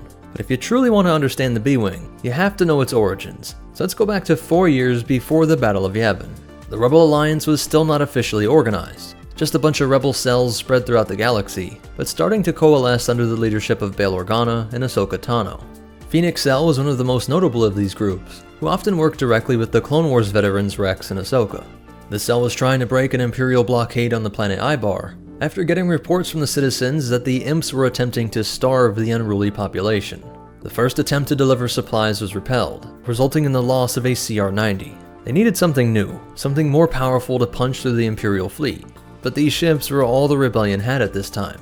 This is still years before they would even have X-Wings. Luckily, the old clone Rex had an idea. He knew of a genius Mon Calamari shipwright that was hiding out on the planet Shantipole. It claims to have built a prototype heavy assault starfighter, a blockade buster. Shipmaster Quarry will only discuss his ship in person on the planet Shantipole. The problem was that this planet was infamous among pilots. Every pilot in the galaxy knows it's a one-way trip. The upper atmosphere of Shantipole was covered in miles of thick gas that would be ignited by most of the electronics used by ships, while also having terrain that was covered in spires of rock that just jutted up everywhere. Despite the risk, Kanan agreed with Rex that this was their best shot, and he even gets a nice jab at the cowardly A-Wing pilots before she departs. And no one else is volunteering to go, but I know you will. Hera was one of the best pilots in the Rebellion. She would need to be the one to go, though she worries that this might just be a waste of time, that the Ibar people were dying as they speak, but Kanan reassures her that this was their only hope. You want me to spell it out for you? We can't beat that blockade, not without a better ship. And so they had to put all of their hope into Rex's estimation of this mysterious hermit shipbuilder. Zeb and Sabine would accompany Hera, and because of that volatile upper atmosphere, they need to cut all of the ship's systems, falling into the planet and gliding their way down to Quarry's workshop. After their crash landing, a short, elderly Mon Calamari walks out to greet them. And Phoenix Squad wonders why the Sith would anyone want to build ships in a world like this. The perfect place to test them. If it can fly here, it can fly anywhere. Quarry was happy to show off his creation, a brilliant orange ship that appeared to be just a long strip of metal with no wings. A strange profile that thoroughly confused Zeb and Sabine. That's a ship? Is it upside down? But the fishfolk was thoroughly proud, and runs down some of the B6's features and weaponry. High-intensity blasters, ion cannons, and proton torpedoes! Hera is sold and can't wait to give it a spin, but the Moncal shuts her down. He has no idea who she is and has no reason to trust her. This craft represented years of hard work and the sole purpose of his self-imposed exile. I've waited a long time for the right pilot. I can wait longer. Defeated and feeling like this was a waste of time, she resigns to just repairing her shuttle, the Phantom. And Corey can't help but get involved in the repairs as well. When he does, he realizes how resourceful she is, and how much she cared about the ship, the rebellion, and the people on Ibar. The old fish decides that perhaps this was time to let his baby fly. To the Phoenix Squad's surprise, this would be the very first flight of the B-6. Better to be down here, wishing I was up there, than up there, crashing back down here! Systems engaged, its repulsors bring it up off the landing pad. The feet retract just fine, but as it goes over the edge, the ion engines abruptly cut off. Zeb and Sabine watch mouth agape as they think they just saw Hera's unceremonious death. But just then the Bladewing races back into view, soaring through the sky with incredible speed. It's unknown how quick this prototype was. It was noted as being remarkably quick, but the later iteration would only have a top atmospheric speed of 950 kilometers per hour, which was slower than the X-Wing and much slower than a TIE fighter. The prototype's armament included 3 Armec SW-5 ion cannons, 2 Grill SQD-1NK high-intensity blasters, and Red Snapper proton torpedoes. But this was pretty standard stuff, and Hera was getting disappointed. Perhaps the old army man Rex didn't know his starfighters. I was kinda hoping your ship packed more of a punch, Quarry. Did you pull the big lever on the right? This was the main event. The 4 corners of the craft engage a beam that focuses and intensifies into an incredibly destructive laser that melts through anything in its path. There are only 4 things in the galaxy that are known to use this composite beam technology. The beam turret on the LA-AT gunship, the main gun on the SPHA Walker, the Death Star, and this prototype. This weapon definitely impressed Hera, but she does note that its targeting systems could use some work, and this is where we start to see a really cool merger. The ASF-01 B-Wing that would be developed from this prototype was a combination of one of the best Mon Calamari ship engineers and an expert Mandalorian weapons systems engineer. Just what do you think you're doing? Never get between a Mandalorian and a weapons package. Sabine was one of the top engineers in the Empire before she defected, being responsible for the Duchess, an arc cannon weapon that could be affixed to the ATDP, which was ingenious in targeting the alloys unique to the Mandalorian Beskar armor, shutting down their rebellion as her fellow Mandos were turned into dust. So Sabine's touch went into tweaking some of these weapon systems on a platform that was geniusly crafted by one of Mon Cala's best Finns. Because though he was a visionary, there were definitely some practical issues with this prototype. The energy drain from the multi-cannon firing system killed the hyperdrive. That has been a problem. The power drain from the composite beam was too much to contain both the weapon and the hyperdrive. So its hyperdrive was shot, but he admits that he couldn't resist upgrading the hyperdrive in the Phantom. Beautiful, crazy Mon Calamari? Phoenix Squad would use the Phantom to work as a sort of transport, with the B-6 attached to the underside as it was transported through hyperspace. Meanwhile, Kanan tells Hera that they have to continue with their assault on the blockade, as the Ibar people were able to contact them and were reporting massive starvation. Their whole population was just moments away from an excruciating death. The fight would have to start without her, but then the odd orange blade pops into real space and is accelerating right at the Arquitans in orbit. One ship of unknown design. I would hardly call that reinforcements. Sabine would operate the main beam gun, Arquitan's turbolaser is frantically trying to shoot it down, but the expert piloting by Hera gets them close enough for the B-6 to open fire. The composite beam works brilliantly, cutting through the durasteel and setting off all sorts of internal power systems and fuel inside of the Imperial vessel.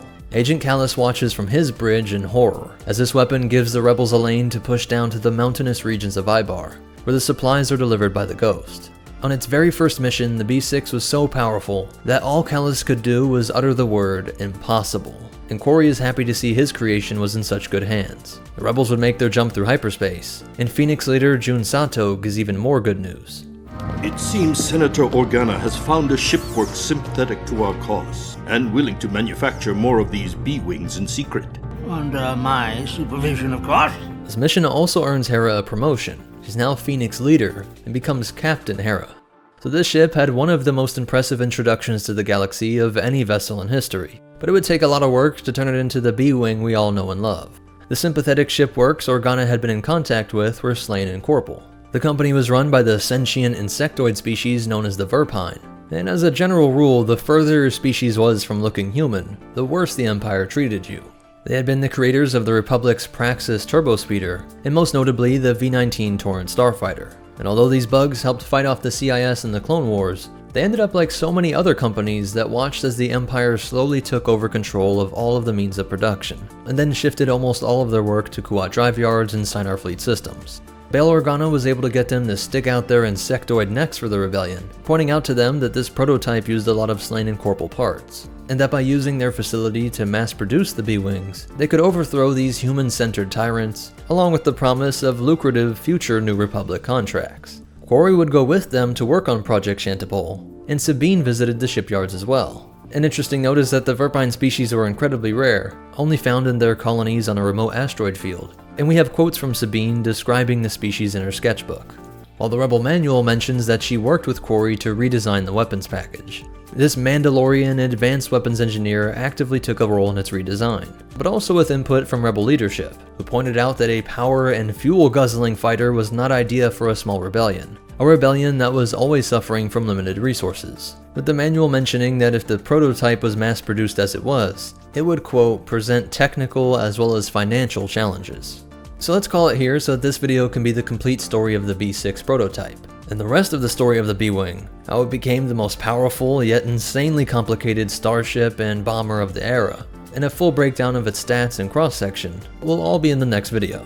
But most important of all, remember, the tricky thing about ruling an empire is that any remote, cloudy planet may contain a fish building a weapon that could topple you, and the Force will be with you, always. Switch to attack mode. Here at 229 Mark 4. What's up, MetaNerdz? This is part 2 of the complete story of the B-Wing. I split it up since the B6 prototype is very different from the B-Wing that we all know and love, and is only new canon coming from the Rebels TV show. So this video will cover everything from the development of the ASF-01 B-Wing up to production. A full stats breakdown and comparisons, while looking under the Durasteel to see where everything was and how it all worked, as well as its unique history, leaving a legacy that would outlive the New Republic, while also being one of the most difficult ships to master. In that previous video we looked at the development and use of the B6. The Verpine species that ran Slain and Corporal would work alongside Sabine and Quarry to take this wild prototype that shorted out its own hyperdrive and turn it into a fighter that could be mass produced. The most obvious change would be to drop that amazing composite laser. This was a move that was widely critiqued throughout the Alliance, at least by those who knew about it, as its destructive power was so incredible. As pound for pound, it was one of the most deadly starfighter creations. Even if it couldn't support a hyperdrive or even its own shields, I would have to agree with those who think that this should have been produced at least alongside the SF-01 B-Wing as a sort of variant. And it does beg the question why you couldn't at least just extract the weapon system. If the Phantom could carry it around, I think the power to take out an Arquitens in just a few seconds would be well worth it. But also, hyperdrives are one of the most expensive parts of a ship, and we saw that the Rebellion was adamant that this project could simply be too expensive for the Rebellion. Now, legends has it that Admiral Akbar was the lead designer of this ship. In an effort to counter the increased attacks from rebels, the Empire initiated the Convoy Defense Plan. It was a better coordination of the movement of Imperial resources. Instead of having several individual shuttles or transport leaving at slightly different times, they would now all try to be in groups, and accompanied by starfighter escort. It was also called Project Shantipole in Legends, but would have Akbar contacting the Verpine, and working alongside them to get the specifications right for a ship that could act as a more powerful starfighter and bomber. Imperial spy networks picked up communications about this new rebel fighter, and when they learned some of the specs, they were so worried about its effectiveness that they dedicated a ton of intelligence resources to locating the shipyard and capturing the blueprints. This eventually led to a battle between Imperial fighters and the first prototypes, a battle in which this first rebel squadron, Dagger Squadron, was victorious. But in both timelines, it would be year 0 that the B-Wing would hit mass production. So back to canon, the Verpine really appreciated that Quarry chose to use Slain and Corporal parts to make his prototype, and so to thank him they let him name the shipyards the Shantipole facility. And as this was a Rebel Alliance fighter, and the first one to be produced here, it was called the Allied Shantipole Facility 01, or ASF-01 for short. And one of the main goals of this project was to replace the Y-Wing. By the time of the Battle of Yavin, they were already more than 2 decades old, with most being rescued right before they were turned into scrap. Each would cost the Alliance 220,000 credits, which was almost twice the cost of an X-Wing, and nearly 4 times the TIE Fighter. But what you got is a ton of high-tech and firepower. I want to start by pointing off something that's often ignored. The B-Wing had incredibly powerful electronic countermeasures, which would interfere with Imperial ships in a variety of ways that make it difficult to lock on and get missiles or torpedoes to actually strike the B-Wing. If it did get hit by stuff like laser cannons, then its Surplex ZR-41 shield generator would absorb it. It wasn't a Mon Calamari shield, it was made by the Verpine, but it's still reported to be one of the toughest of any Rebel starfighter. If we look at its cross-section, we can see that the deflector shield generator was located right in between the cockpit and the engine array, the two most important areas on a ship. We'll come back to the cockpit in a second, but we have the shield projectors and these NAND cells on each side.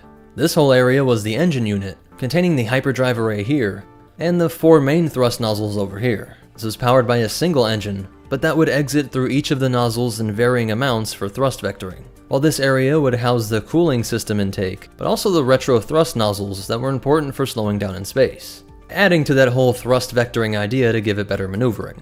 The spine of the B-Wing would contain a lot of the tech, like the long-range scanners located here, and the jamming system, followed by the navigation sensor, wing status sensors, and velocity sensors. While the rest of the sensor arrays and ECM countermeasures were right behind this nodule. As for weapons, the B-Wing was designed to be highly customizable. Each of these 4 weapon points could be easily swapped out for other laser cannons or explosive ordnances. This isn't confirmed, but I wouldn't be surprised if this was a bit of a Mandalorian influence. Of course, their people are known for incredibly diverse arsenals that were often unique to each Mando. And we know that Sabine redesigned the weapon systems, so I could see how that makes sense. So it might be a similar concept. It's also great for a rebellion that didn't have the same steady supply lines of a proper army. If they were running low on Tabana gas for the laser cannons, or the opposite and torpedoes were harder to find, you can swap out your weapon systems based on the restrictions of supply, or just for mission-specific roles, allowing you to focus on any combo of ion, laser, or explosive weaponry. But the standard loadout was what we see here in the cross-section. On the end of each wing and at the base of the body are the Armec SW-7A ion cannons.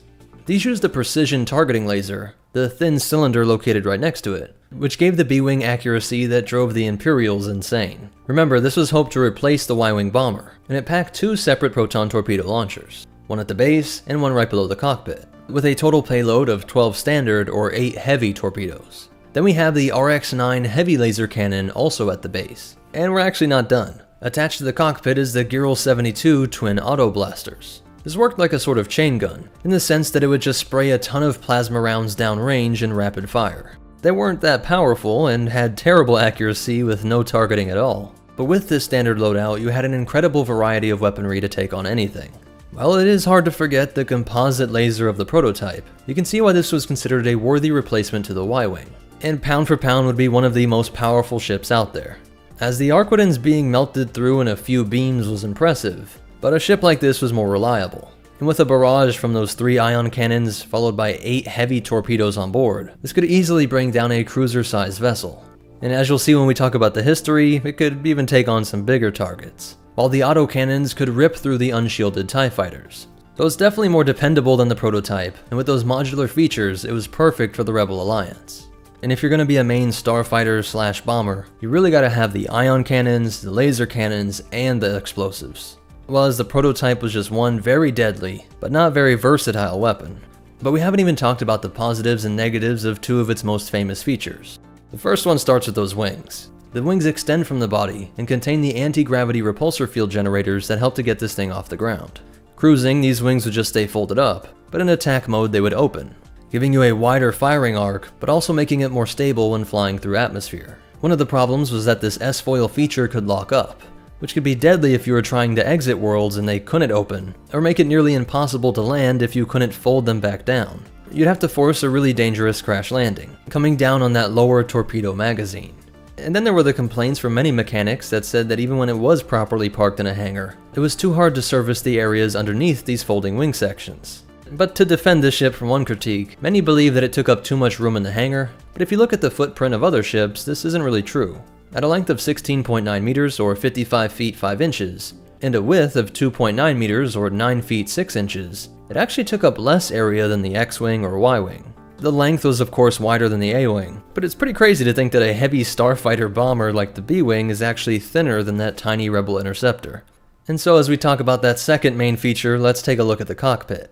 Starting with the good. The main body can rotate a full 360 degrees around the cockpit, which would allow for a variable firing zone, as you could move your weapons around you without having to change your flight path. In a sense, this made it more agile, because you could move all the rest of the ship around while you were trying to make it through debris or terrain, again without having to change your path. Perhaps more importantly, is that this works as just another targeting countermeasure. You had your ECMs to electronically jam enemy targeting equipment, but because they all worked by zeroing in on the profile of the ship, when the B-Wing effectively changed shape, many targeting computers had a hard time coding if this was the same vessel. Right behind the seat was the life support systems and gyroscope that would make sure that the cockpit remained stable while the body was rotating. And then the cockpit has its own sublight engines, allowing the whole thing to act as an escape pod, with this nodule ejecting from the body in case of emergency. You wouldn't have your hyperdrive systems, so you couldn't get that far, but this concept was to address the shortcoming of the Y-Wing, because the Y-Wing couldn't re-enter atmospheres to make a landing. But with this whole cockpit doubling as an emergency shuttle, you could survive for a while with the attached life support, and use those sublight engines to hopefully navigate towards a friendly ship, or safely down to a planet's surface. So yes, spinning really is a good trick, and the feature was great for both offensive and defensive reasons. But for most pilots, this was a great idea, but simply too overwhelming. Only top Rebel Ace pilots could handle the 360-degree rotating body, and all of the numerous and diverse weaponry, along with the complicated array of sensors and jammers. It also had no astromech support. This was something that the Verpine engineers pushed for, but Quarry insisted that this would both increase the price, but also tax the electrical systems. For hyperspace calculations, there was a navigation computer integrated into the controls, but this still required more input from the pilot than most other fighters. Luckily for the Rebellion though, there were enough excellent pilots to make several B-Wing squadrons. With enough flights, they were able to master this odd beast, and got comfortable working in their own customizations. The most divisive feature was the R9X targeting laser system. Some loved it, and some hated it. What was so genius about this system was that it would fire a very low power bolt at the enemy. It wasn't even enough to damage the enemy vessel, but the computer would be able to use the data gained from these shots to create one of the tightest lock-ons of any starfighter. Using this method, the B-Wing had a 97% accuracy rating, with both its ion cannons and torpedoes. That is ridiculously high, and remember it was hard to hit this thing back with its ECM and rotation countermeasures. But the downside was that it revealed your position. Again, if it hit it, that targeting laser wouldn't do any structural damage to enemy ships, but astute Imperial pilots would see their sensors alerting them to some pinging in a certain direction. And so if they were fast ships like almost all TIE Fighter variants, they might have just scared it away with these low power shots. Many pilots preferred to just come in guns blazing with the incredible arsenal that it had, and actually remove the targeting laser entirely to put that energy toward other mounted weapons, often just being a simple medium laser cannon.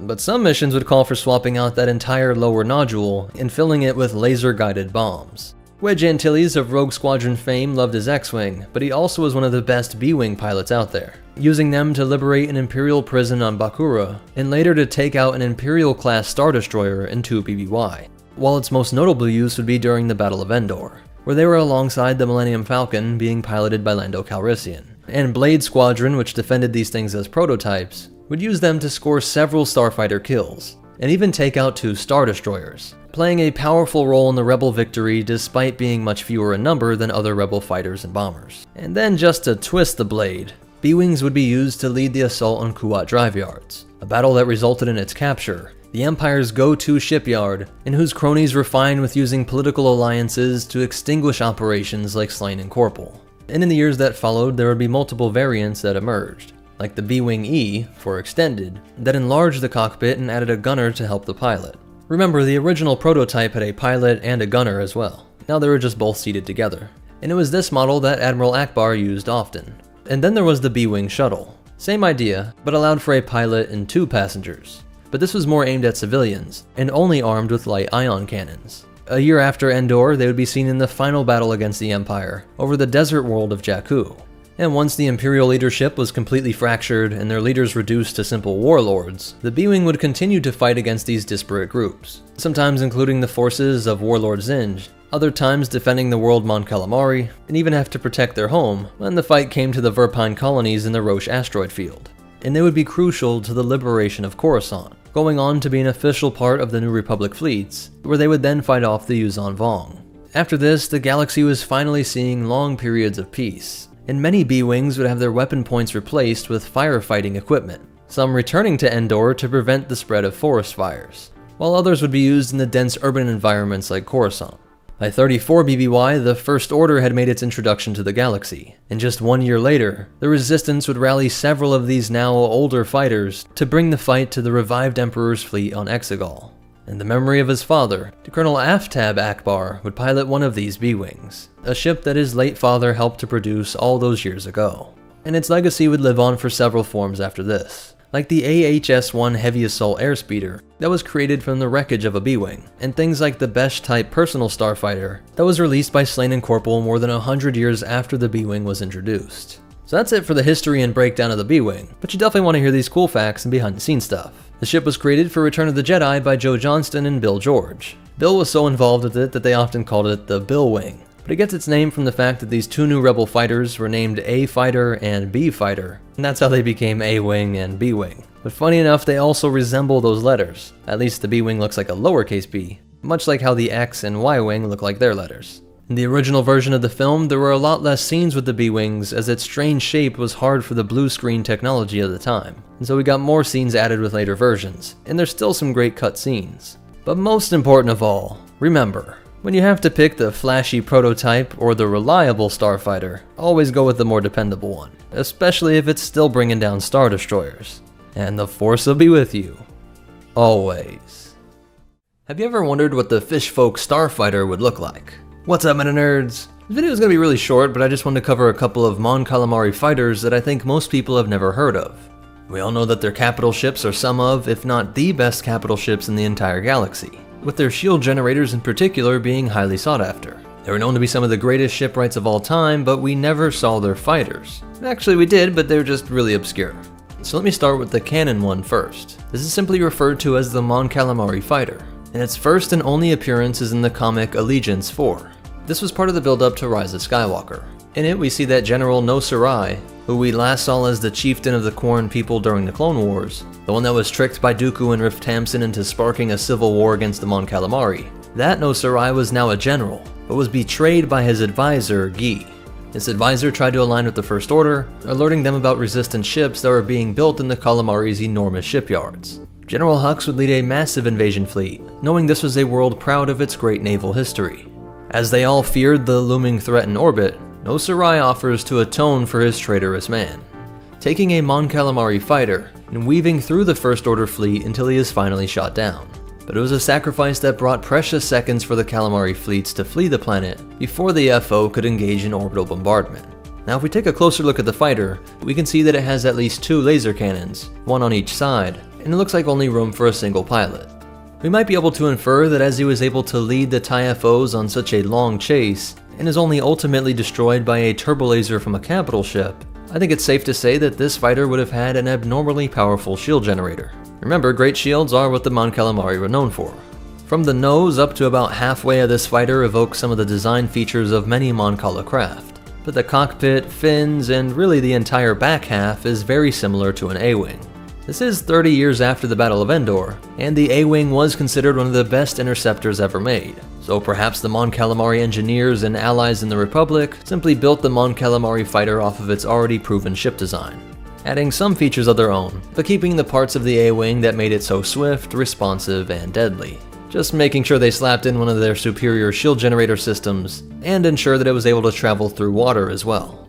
And so that is the first and only sighting of this new Mon Calamari fighter. And the only one that we ever saw in Legends was this thing. But funny enough, even in Legends, we never see this ship used on deck. But we did see this and its larger variant used during the first Battle of Kamino. Known as the Amphib, it would be used by Commander Marai, a Calamari who defected to the CIS, using these fighters in his assault on the main reactor of Taipoka City. I think the Calamari hand in creating these is more obvious than that cannon fighter, and seems like a design that was purpose-made for use in a watery world. It too had a pair of laser cannons and a single pilot. But we get some cool frames inside of the ship, where we see it has an amazing cockpit layout with holographic displays and an augmented reality visor that the pilot would wear. And we even get a great line from the Mon Calamari critiquing the Jedi for defending a water world with ships that can't submerge. Luckily for the clones, the city had a pretty strong shield itself. As for the Separatist Mon Calamari, he was quickly forced to eat his words. with those Jedi fighters unleashing a barrage that critically damages it. But with a pull from the tractor beam of a Lucrehulk in orbit, combined with a final push from the Amphib's engines, it was able to get back into atmosphere. And here we see a really interesting thing in common across both canon and legends. Both the Quarren no Sarai and the Mon Calamari commander Mirai were willing to sacrifice everything at a moment's notice. He would set his Amphib to self-destruct right in the middle of the hyperdrive rings, preventing the Jedi fighters from being able to pursue his separatist Mon Calamari allies. So we get two different Mon Calamari fighter designs, but interestingly their stories have two very similar ends, and both were only depicted in a single comic and in no other Star Wars material. So I hope you were happily surprised to see a Mon Cal fighter existed, and I hope you enjoyed the parallels in their stories as much as I did. But definitely let me know which design you like more. I gotta say, I don't just like the Legends one more, I do think it's an objectively cool design, whereas I was kinda disappointed to see how the canon one just looks like a modded A-Wing, even if it does make some sense with the lore. And to make it even more interesting, I wanted to show you these fan designs for Mon Calamari ships. But these are from Adam Kopp, and then there was this one by Josh Rubesh. I think they're all really cool, and I love that the artist made sure that they all look like they can travel both in and out of water, while also being very unique, and I don't know how, but they just capture a sense of Mon Cala. But most important of all, remember, every day you should thank the Force that Palpatine let his annoyance at Alderaan politicians get the best of him. There's plenty of worlds like Alderaan, but only one Mon Cala, and the Force will be with you. Always. When you're a struggling rebellion, you need to make use of everything you've got. Sometimes you even have to Frankenstein parts to make a new ship. What's up, MetaNerdz? This video is all about the M-Class Starfighter. Really, this is a sort of ugly, a creation made by combining Starship parts. Though instead of something like X-Wing and TIE cockpits all mashed up, all of these parts were reworked almost exclusively from Y-Wings. The reason it is called the M-Wing is because these connecting wing sections both zigzag, making an M shape with the engines.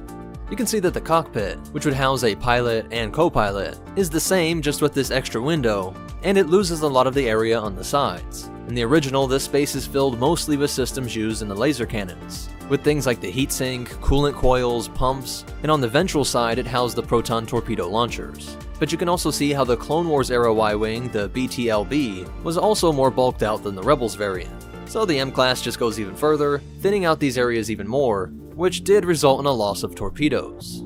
That may sound like heresy, but the laser cannons and engines were made much more powerful, and this ship's role was changed to a long-range scout ship, no longer intended to be a bomber. Though these connecting M panels are thin, each of the three engine units are enormous, and so the M-Class nearly doubled the length of the Y-Wing, up from 23.4 meters to now being 40 meters or 131 feet. That's just about 3 times the length of an X-Wing, or about 20 Wookiees. If we look at the cross-section of the A4 Y-Wing used by Rebels, we can see that the bulk of the engine unit was the turbine and reactor, and so it appears that they were able to extend these sections, likely by combining the parts of 2 engine units, allowing for more volume and thus more thrust to be generated. Although its stats are unknown, it must have had a greater top speed than its predecessors. I'd say around 1,300 km per hour or 808 miles per hour. The other half of these units are for the laser cannons, and just on its greater size, I'd imagine they could either get up into the heavy laser cannon range, or it would house a lot of the coolant and greater generators so that it could fire more rapidly. Now another thing that might make Y-Wing lovers faint is that it removes the turret and astromech. This area in the main body does not fuel a third weapon, but instead would house the Class 1 hyperdrive and built-in navigation systems used instead of the R5. And although it isn't specified, we can assume that it would have at least a similar shield to the Y-Wing, rated at 75 SPD. Because it was made for a scout role, we can also assume that there would be a good amount of long-range scanners and hyperwave transceivers, all stored in this section as well. As for its history, it's said that they were being produced from the salvaged wreckage of Y-Wing starfighters throughout the Civil War. Some were stationed at Echo Base on Hoth in the year 3 ABY, and Chewie flew one by himself, while Han Solo also flew one with Leia as a co-pilot. Those two actually got caught up in a heavy Hoth blizzard, which forced a crash landing, and started to lay the foundation for a future romance. Again, this was a sort of ugly made by mashing up parts from downed ships, so as the Rebels became the New Republic, the official government of the galaxy, there was no need for the M-Class. Instead, mostly A-Wings would carry out this scout role. As for behind-the-scenes facts, it was first introduced in the comic A Valentine Story, and expanded upon in the complete Star Wars Encyclopedia. Artist Adam Kopp then made a great model of this ship, and Shogun Eagle made stats for it so that it could be used in the Star Wars role-playing D6 game. Also, the M-Class is just one of many variants of the Y-Wing, as people out of universe and characters in universe try to make use of this awesome engine. But most important of all, remember, recycling isn't just for the environment, it keeps rebellions alive too. And the Force will be with you. Always. TIE fighters are always changing to meet the needs of their time. What's up, MetaNerdz? This video will break down the new Outlander TIE fighter. We'll see why this design makes sense for a fractured Imperial remnant, and even some cool behind-the-scenes facts on how this almost appeared in The Force Awakens. Of course, like all TIE variants, it retains a lot of the key looks and features of the TIE LN, but the most obvious changes are these S-foil folding wings. But why this change? Well, it's important to understand that the TIE fighter was designed with an assumed infrastructure around them. It's cheaper to just build the hangar racks and specialized landing pad equipment once, and have all of that safely on a base or a carrier, instead of building landing gear into each of the countless TIEs pumped out over the decades. The sad truth was that TIE fighters were disposable. Those were the things getting blown up. It's much cheaper to build these permanent catwalk structures in Star Destroyers and Death Stars, or just have a simple set of stairs on wheels that you can roll into place. This low cost, just 3 times of Ultra Droid, and less than half an X-Wing, allowed them to be pumped out at such a rate that any destroyed by rebels would be quickly and effortlessly replaced, which had a very demoralizing effect.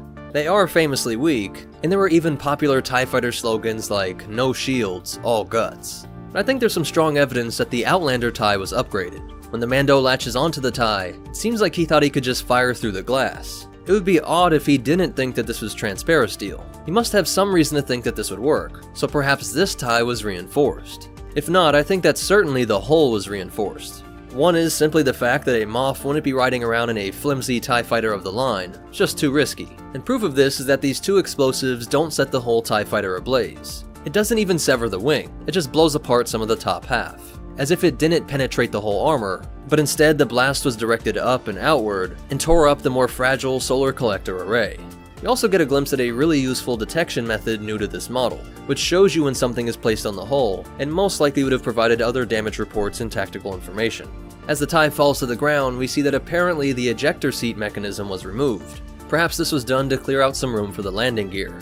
Interestingly, the 3 legs of this landing gear, 2 to the sides and 1 out the rear, are very similar to those of the X-Wing. Some speculate that this, combined with the S-foils, which bring its landed position into this X shape, may point to the Outland TIE being a retrofit that incorporated some X-Wing parts, perhaps captured by Imperial Remnant forces. That or Incom Corporation had worked with Sinar Fleet Systems to create this variant. Incom originally made the X-Wings for the Empire, so I could see this being the case. Shields and hyperdrives are often the most expensive parts of a ship, and so your standard TIE fighter has neither. And although those might be useful, I don't see any evidence to think that this variant has any either. We don't know for sure how large a force the Moff has, but he must at least have some large transports, if not a capital ship. There's various troops like regular stormtroopers, scout troopers, and death troopers, and even vehicles like speeder bikes and ITTs, all of which points to some sort of carrier. And so this Outlander TIE may still just be a short-range fighter. But remember, the TIE LN was never supposed to be setting down on strange terrain. They were most often in escort and patrol roles, with only occasionally ever engaging enemies. Once the Empire was killed and that well-oiled war machine started to fracture, things had to change. The TIE still had good firepower and excellent speed, so they were still really valuable. But now you would need TIEs that could land on worlds that you wanted to bring under your particular rule, as Imperial warlords took a more direct role in holding on to regional power. So hopefully you see how these small changes really do make a big difference in a time of a fractured empire. As for the behind-the-scenes facts, I just wanted to point out that there is some mechanism that lifts him out of the cockpit for dramatic flair, and conveniently we don't see him actually do the less graceful slide off onto the ground.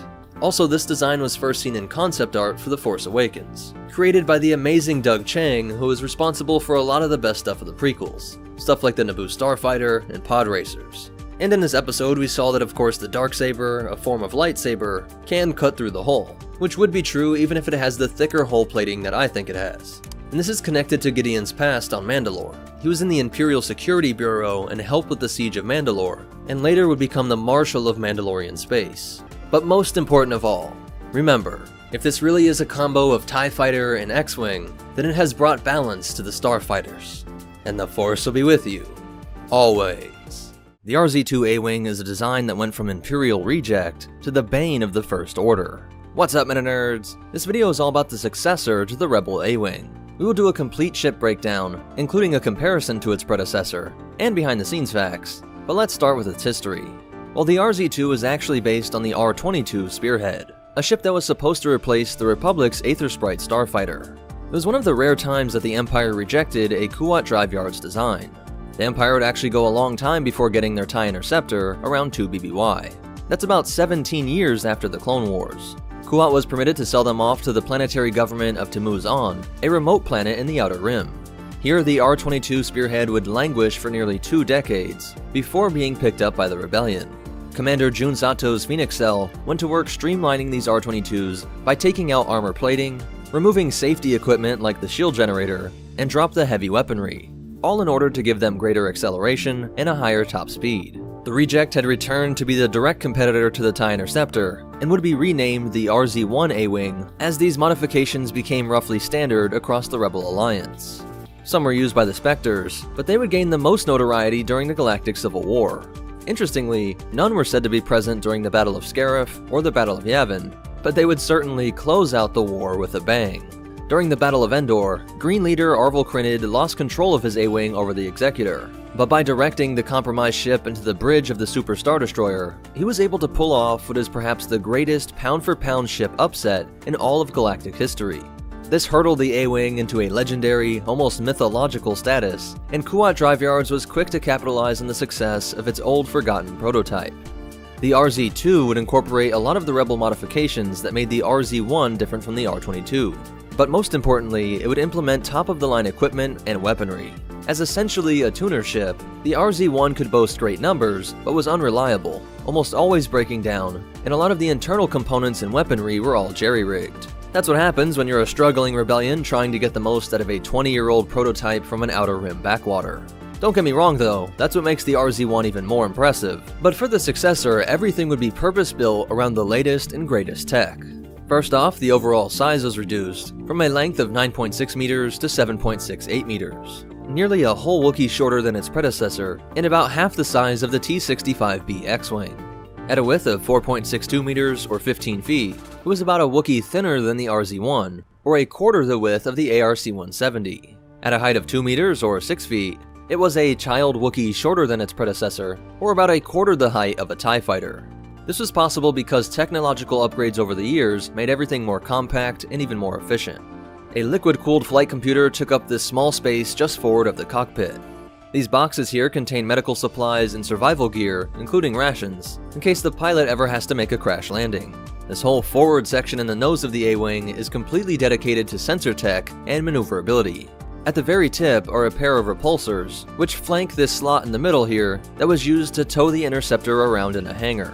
The repulsors helped to get it off the ground, but also made it as easy to move around as a cargo trolley. The repulsors also helped the A-Wing maneuver by pushing off of space or objects around it. Directly behind these are the navigational sensors, and over here is the targeting sensor array. This leads to the Cloak Eye sensor jammer and its dedicated processor.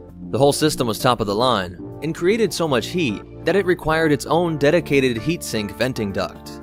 But remember, it was worth it, as the RZ-2 proved to be one of the best data-collecting scouts in the New Republic, and later with the Resistance. The cockpit was just about form-fitting, being as small as humanly possible, and actually excluding some species from ever being able to fly this thing. Just after the pilot seat, we can see the Rasik hull-space shield generator. A great placement, making the pilot and engines the most heavily protected, but we can also see a deflector shield projector nodule just above the cockpit, and in each of these raised nodules towards the center of the A-Wing. Some larger craft, like capital ships, can have multiple deflector shield generators, but when you hear a starfighter talking about engaging their forward deflector shields, usually it means engaging the projectors at the front, drawing the shield strength to protect that area the most. Right under the shield generator there is this hyperdrive, which is likely rated as a Class 1. To power all this, we see the relatively small miniaturized fusion reactor. Some of the larger ships use things like solar ionization reactors or hypermatter annihilation reactors, or perhaps scale better than fusion in the Star Wars universe. However, although even fusion does eventually require fuel, we can assume that this compact little reactor provided enough power to keep it going for a long time. A reactant injector is seen in a lot of other starfighters, but is usually connected to some sort of ion engine. The Novel Dex K-88 Event Horizon sublight engines act and appear like ion engines, but their exact nature is still unclear. They are attached to these adjustable stabilizers, and this purplish ball is the gyro stabilizers, which were mirrored on the other side. But what's really interesting are the Zidja Geo-4 laser cannons. People often say that ships and weapons in Star Wars fire lasers, but they really are balls of plasma. Even things named turbo lasers are actually firing a bolt of ionized gas, a sort of plasma bullet. But the RZ-2 A-Wing is one of the rare crafts that actually is generating a laser beam to deal damage. It is generated in this section, emitted through this part, and condensed here before exiting the barrel. What's even better is that they made an A-Wing pilot's dream come true by attaching these laser cannons to a ball swivel joint. They could now fire backwards at ships that were pursuing them. But when you need even more firepower to take out ground targets or larger ships, it packed a pair of concussion missile launchers, for a total of 12 missiles on board. The only real critique is that it was very fragile, but that was expected. A-Wings could never take much of a hit to begin with, so Kuat decided just to go all in and produce the panels that covered the RZ-2 out of carboplast, a sort of bioplastic. Nowhere near the weight of Durasteel, making the acceleration and top speed even faster. It could most likely hit atmospheric speeds of around 1400 km per hour or 870 miles per hour. I'm inferring this from the fact that the RZ-1 was 1300 km per hour and the TIE Interceptor was 1250. Its mega light rating, or how fast it would be in space, was likely rated at 140. The TIE VN has a remarkable 1850 km per hour and a 150 megalight rating, but this is an exceptional craft, not a mass-produced fighter. To compare, the TIE Defender from 30 years earlier was 1,680 km per hour, an elite TIE that beat out its contemporary, the RZ-1. But despite all these amazing features and upgrades, it was one of the casualties of Mon Mothma's demilitarization program 7 years after the Battle of Yavin. The NR never decommissioned all of them, with some always being used to fight criminals and pirates. But a lot of the RZ-2s still left in operation were scooped up by the Resistance. Even though they were decades old by around 30 ABY, they were still superior to most of the First Order TIE variants. Due to the Resistance's restricted resources, the RZ-2 is pressed into a variety of roles, sometimes acting as simply the main starfighter, but also an escort, and even a long-distance recon ship due to its suite of advanced sensors and jammers. By the time of the evacuation of Dakar, Blue Leader Tully was able to help escort the Star Fortress that was needed to take out the Mandator 4. It had already destroyed the Resistance base, and now had its sights set on the Radis. Though that objective was completed, the Resistance was now down to just 5 T-70B X-Wings and just 3 RZ-2 A-Wings. How many RZ-2s are still in the galaxy at large is unknown, but I'm sure there's still some in the hands of Leia's allies, and even some criminal organizations. So that's it for its history, but you definitely want to hear these cool facts and behind-the-scenes stuff. It was first introduced in The Last Jedi, but the R-22 comes from the 1985 Star Wars Droids TV show. You know, the thing that had Kylo Ren. Not seen the last of Kylo Ren. The RZ-2 details come from The Last Jedi Incredible Cross-Sections and the Visual Dictionary, and it also appears in Battlefront 2 and the novel Last Shot. But most important of all, remember, with starfighters, the customer is often wrong, and Kuat is always right in the end. And the Force will be with you. Always. Sorry Star Fortress, the Y-Wing strikes back. What's up MetaNerds? This video is all about the BTA NR2 Y-Wing. Of course, it's very similar to the classic bomber that dates back to the Clone Wars, but we'll cover its history and interesting stat differences. Let's start with the price. It costs 50,001 credits more, reflecting the increase in size and tech. Its length and width were both increased by about a Wookiee, up to 18.17 meters or 59 feet long, making it about the same length as 1.5 X-Wings. The width was 8.78 meters or 28 feet, making it about a Wookiee thinner than the X-Wing. And at 2.85 meters or 9 feet tall, its height was about 1.5 Wookiees, or about half that of the X-Wing. The top speed was increased by 50 km per hour, now up to 1,050 km per hour or 652 miles per hour. This makes the Resistance Y-Wing as fast as the Rebel X-Wing, but the hyperdrive and megalight speeds remain the same, a Class 1 and an 80 megalight rating. An R5 series astromech would help with calculating hyperspace jumps, and for just maintaining some of the ship's systems during flight. The weapons are the same, 2 fixed forward laser cannons, 2 ion cannons, and 2 launchers that could be filled with a pair of proton bombs or torpedoes. This is much less than the 8 in Legends, but how much the old Y-Wing could hold in cannon is still unknown. Now these new Y-Wings were often sold without weapons, or just very light weaponry. You see, Corsair Manufacturing capitalized on the fame of the Y-Wing from its use in the Rebellion, and was marketed as the starfighter that broke the Empire's back. Similar things were done with the A-Wing over at Kuat. The Republic allowed them to be sold to enthusiasts without any weapons, for those who just really wanted to fly around in a Y-Wing, and you could pay for the option of replica armor plating so that it resembled a Clone Wars era Y-Wing. But some with weapons were sold to planetary defense forces, though they still had to comply with peacekeeping regulations.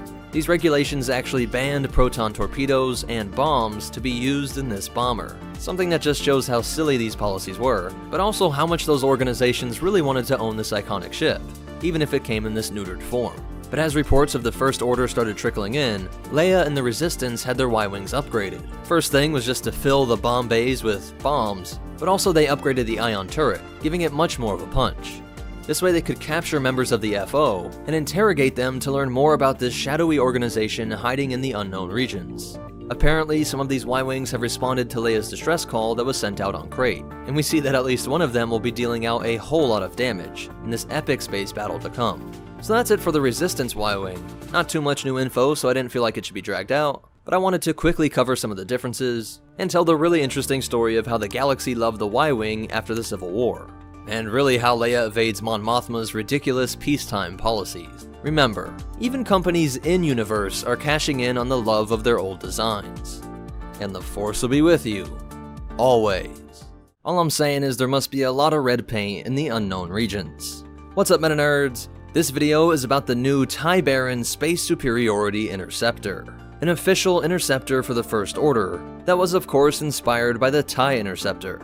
Its red paint job and the reason why it's called Baron is actually a reference to an elite class of pilots under the Empire. By the year 5 BBY, there was a class of TIE pilots that were called Flight Barons. One of the most famous would be Valen Rudor, operating number LS-607. He had already proven himself to be one of the galaxy's best pilots, and so was convinced by his superiors to transfer to Lothal and fly prototypes at a Sinar Fleet Systems production facility. On Empire Day in 4 BBY, the Flight Baron would set off festivities with a gallant flight over Capital City in the heavily improved TIE Fighter variant called the TIE Advanced V1. This would be stopped short by the Spectres, but the legacy of these ace pilots would be remembered throughout the galaxy. All Barons had these distinctive red stripes on their black flight suits, something that the FO copied for their First Order Special Forces. They also kept the title of Baron for their ace pilots, but made them even more distinct by just making their entire suits red. Their helmet and life support gear also differs from other First Order pilots. The most notable in the FO was Major Baron Elric Von Rig. From here on out, there will be spoilers from Star Wars Resistance.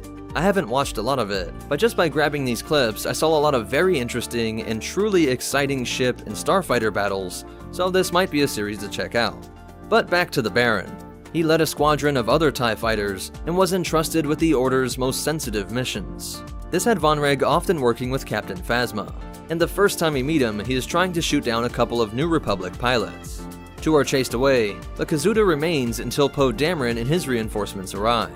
This actually gets into a really cool point in the new canon lore, something that I want to explore more in a separate video, where essentially the military branch of the New Republic gets fed up with the Senator's inaction towards the growing First Order and is using its pilots to transmit information to the Resistance. Remember that at this time, the Resistance really is a kind of illegal paramilitary force. The Baron's TIE Interceptor was driven off, but would continue to haunt Kazudo. These assaults showed some of the ship's amazing capabilities. First off is just the raw speed. There are no official stats, but I would imagine that it is faster than its predecessor, which topped out at an atmospheric speed of 1,250 km per hour and a speed in empty space of 110 megalights. Other TIE variants from the FO range from 130 megalights to 150, so I would imagine this interceptor to be the fastest of all of them. By the way, that makes it more than twice the speed of the Slave 1. The 4 wingtip laser cannons are pretty standard, and like more advanced TIEs, it was equipped with a hyperdrive, and I would assume some shielding. But what's really interesting is the variable munitions weapons. Some shots look like a charged energy bolt, but it can also fire proton missiles and mag pulse warheads. These warheads work a lot like ion shots, but with the quicker acceleration and lock-on abilities you get when firing it in a rocket, instead of just as an ionized ball of plasma. Now I should point out that when this thing is destroyed, it doesn't appear like it has any shields, but if we're honest, almost all Star Wars starfighters are just taken out in a couple shots, even if they are listed as having shields, so we can't really deduce much from this. Now from the time that we first see it to when the TIE Baron is eventually killed, it is 6 months before the destruction of Hosnian Prime, up to a couple months past this event. Whether or not the TIE Baron will play an important role under Kylo Ren's rule is as of yet still unknown. But you definitely want to hear these cool facts and behind the scenes stuff. This ship and almost all First Order ships are made by Sinar Jamis Fleet Systems, a merger that happened after the fall of the Empire and the last that remains of Sinar Fleet Systems, who made all of the Emperor's ties. The TIE Baron was first introduced in October of 2018 in the show Resistance, and Season 2 of Resistance is set for this October. Some of the additional information comes from an expansion of X-Wing that just released this month. And in Legends, there was the 181st Imperial Fighter Wing, also known as Saber Squadron. Ships inspired by them also appear in the X-Wing's miniature game. And the real-world inspiration for the rank of Baron and the TIE Baron's red paint job is the famous World War I pilot described as the Aces of Aces, nicknamed the Red Baron. I couldn't find the exact reason why he painted it red, and I assume that a lot of people will think it is silly to have a red starfighter in space, especially when you can so easily blend into the black background. But for one, it's easy to lose track of something no matter what color it is in the vastness of space, but also it helps your squad follow your maneuvers. Remember, Baron Von Reg was the leader of a fighter squadron, and so was the real-world Red Baron. The real Red Baron saw his hero die in a mid-air collision with a friendly aircraft. Not sure if this is the reason for the color, but I'm thinking that the bright red ensures that your squad doesn't lose you in the chaos. Given that the TIE Baron is one of the fastest ships we've ever seen, and its maneuverability is also insane, I think the pilot was more concerned with his allies losing him than his enemies zeroing in on him because of his bright red paint job. But what do you think? Is the red ship dumb, or actually really smart? Do you hope to see it in future Star Wars material, or are you hoping for a different interceptor on the big screen? Definitely let me know in the comments down below. But most important of all, remember, Snoke really likes the color red, and the Force will be with you, always. This ain't your grandpa's TIE fighter. What's up, MetaNerds? This video is all about the TIE DG starfighter, aka the TIE Dagger. This is of course just one in a long line of TIE variants since the TIE LN was introduced over 53 years earlier in the final moments of the Republic. What was once a shieldless and medium-powered starfighter has received some massive upgrades. Let's start with those dagger-shaped wings. The reason for this shape in particular has to do with the deflector shield generator and the addition of heavy laser cannons. This second triangular wing acts as a deflector shield projector, one on each of the main wings of course, with the actual shield generator likely being housed in these extended wing strut areas. At least that's where it was in the TIE SF used by the First Order. This triangular shape may have helped with the directing of those deflector shield projectors, channeling it to be the strongest in front of the TIE fighter, something that would match with Palpatine's apparent plan to just launch a full-out assault on all the worlds that opposed him. The space in between these wings is where they packed in the SJFS L7.0 heavy laser cannons. Interestingly, putting heavy laser cannons on a TIE was not a part of any Imperial variants, not even the TIE Brute. Its top speed is unknown, but it was likely at least that of the TIE SF, which was faster than most other TIE variants that came before it. But what we do know is that the handling was much better, making it much more agile. The flight controls have two independent control columns instead of a single two-handed yoke. It had an improved HUD and even a holographic display, which gave a much more detailed view of the surroundings, enemies, and the dagger itself. It also changed the overall profile. Compared to the TIE LN, it was about a Jawa thinner, 2 Jawas longer, and about a newborn Jawa shorter. And of course these red accents give it the extra intimidation factor fitting for the Sith Eternal Fleet. As for who built it, that is claimed to be Sinar Jamis Fleet Systems, the merger that had to occur after the fall of the Empire. Some stuff seems to imply that this could have been built up on Exegol, but I think you could also read this as meaning that the fleet was being made by Sinar Jamis in Kuat and Trala, and then was secretly transported to Exegol for safe storage until the time was right. Because we do know that there was some coming and going from Exegol. As Sidious says, he made Snoke, and some of those shots made it seem like he meant this literally, that he may have created him in those cloning chambers and was perhaps puppeteering the Supreme Leader all along. Or the answer is a bit of both, that in order to really keep the Sith Eternal Fleet a secret, materials were provided by those companies and shipped in separately. Then the Sith Eternal engineers and shipwrights built the fleet on Exegol. This would help explain why we never see this TIE variant with the First Order, and definitely not the axial super laser that's found on the Zistan class. But let me know what you think makes the most sense. That's all the information for the TIE Dagger so far. The only cool behind the scenes fact is that all of this info comes from the Rise of Skywalker Visual Dictionary. And I don't know about you guys, but I was really hoping for a lot more in the final battle of this saga. but at least some of the designs are cool. And I think for all of the technological advancements that we've seen in this era, the TIE Dagger specs do make a lot of sense.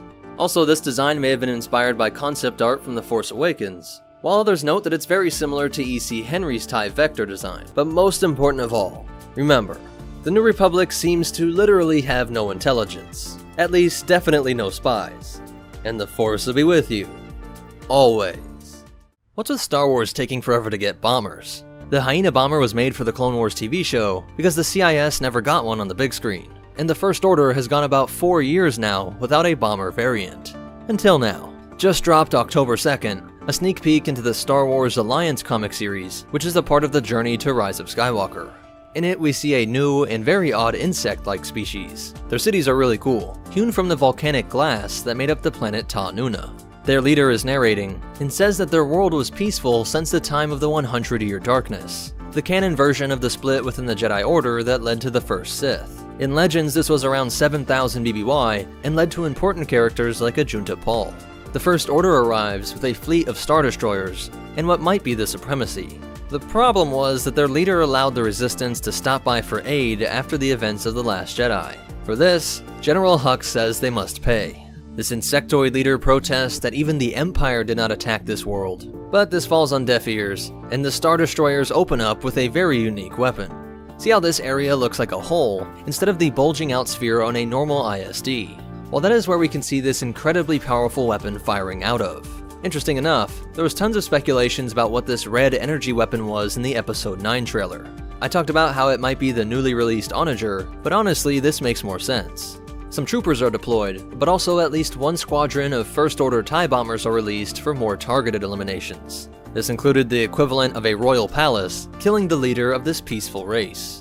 Now of course we don't have any stats, but we can tell some very interesting details just from this image. The all-black paint job is a nice touch, but the wings are definitely what makes it stand out. They're not just reversed bomber wings. The way that they're split and come to these points looks like a larger version of the elite creation that was the TIE Defender. And it's funny that of all the TIE variants and Legends, none of the bombers had these reversed wings. So the closest thing in appearance is the TIE Shuttle. The TIE Shuttle has been fleshed out a lot more in canon, and really was something of a long-standing mystery. We really couldn't make out too much of its details when it was seen briefly in Episode 5. The First Order bomber does drop these blue, glowing bombs just like the TIE bomber, but also like its predecessor, it carried variable munitions, including missiles. That, or they fly squads with some ships containing bombs in this payload section, while others are filled with missiles. So either a specialization, or they can carry both. Also, this antenna and bulked out section could point to them having long-range hyperwave transceivers and a hyperdrive, a terrifying threat for the Resistance and their allies, and would be in line with other First Order TIE variants having hyperdrives, a huge jump from their Imperial predecessors. And just a fun fact for the end of the video, at this point in the trilogy, the Resistance is hiding out on something called the Garbage Planet. Let's hope they get off it before the opening of Episode 9. So what do you think of these two new First Order creations? Do you think this is a new Star Destroyer and is what we see in the trailer, or do you think it was just drawn weird? And what do you think of the First Order bomber? Definitely let me know in the comments down below. And shout out to Josh over on Patreon who told me about this the day it came out. So I'm really glad I could get this out to you guys so quick. But most important of all, remember, basing your survival on the kindness of others guarantees your eventual extinction. And the Force will be with you. Always. What's up, MetaNerds? In this video, we're going to look at some works of art, various bombers used during the time of the Old Republic. These are some really cool designs, and they have some interesting tech that I think we should see more often. And because the only way you are likely to even know these exist is if you played an expansion of the Old Republic, and even then you might not have seen them all, I figured they were well deserving of a spotlight.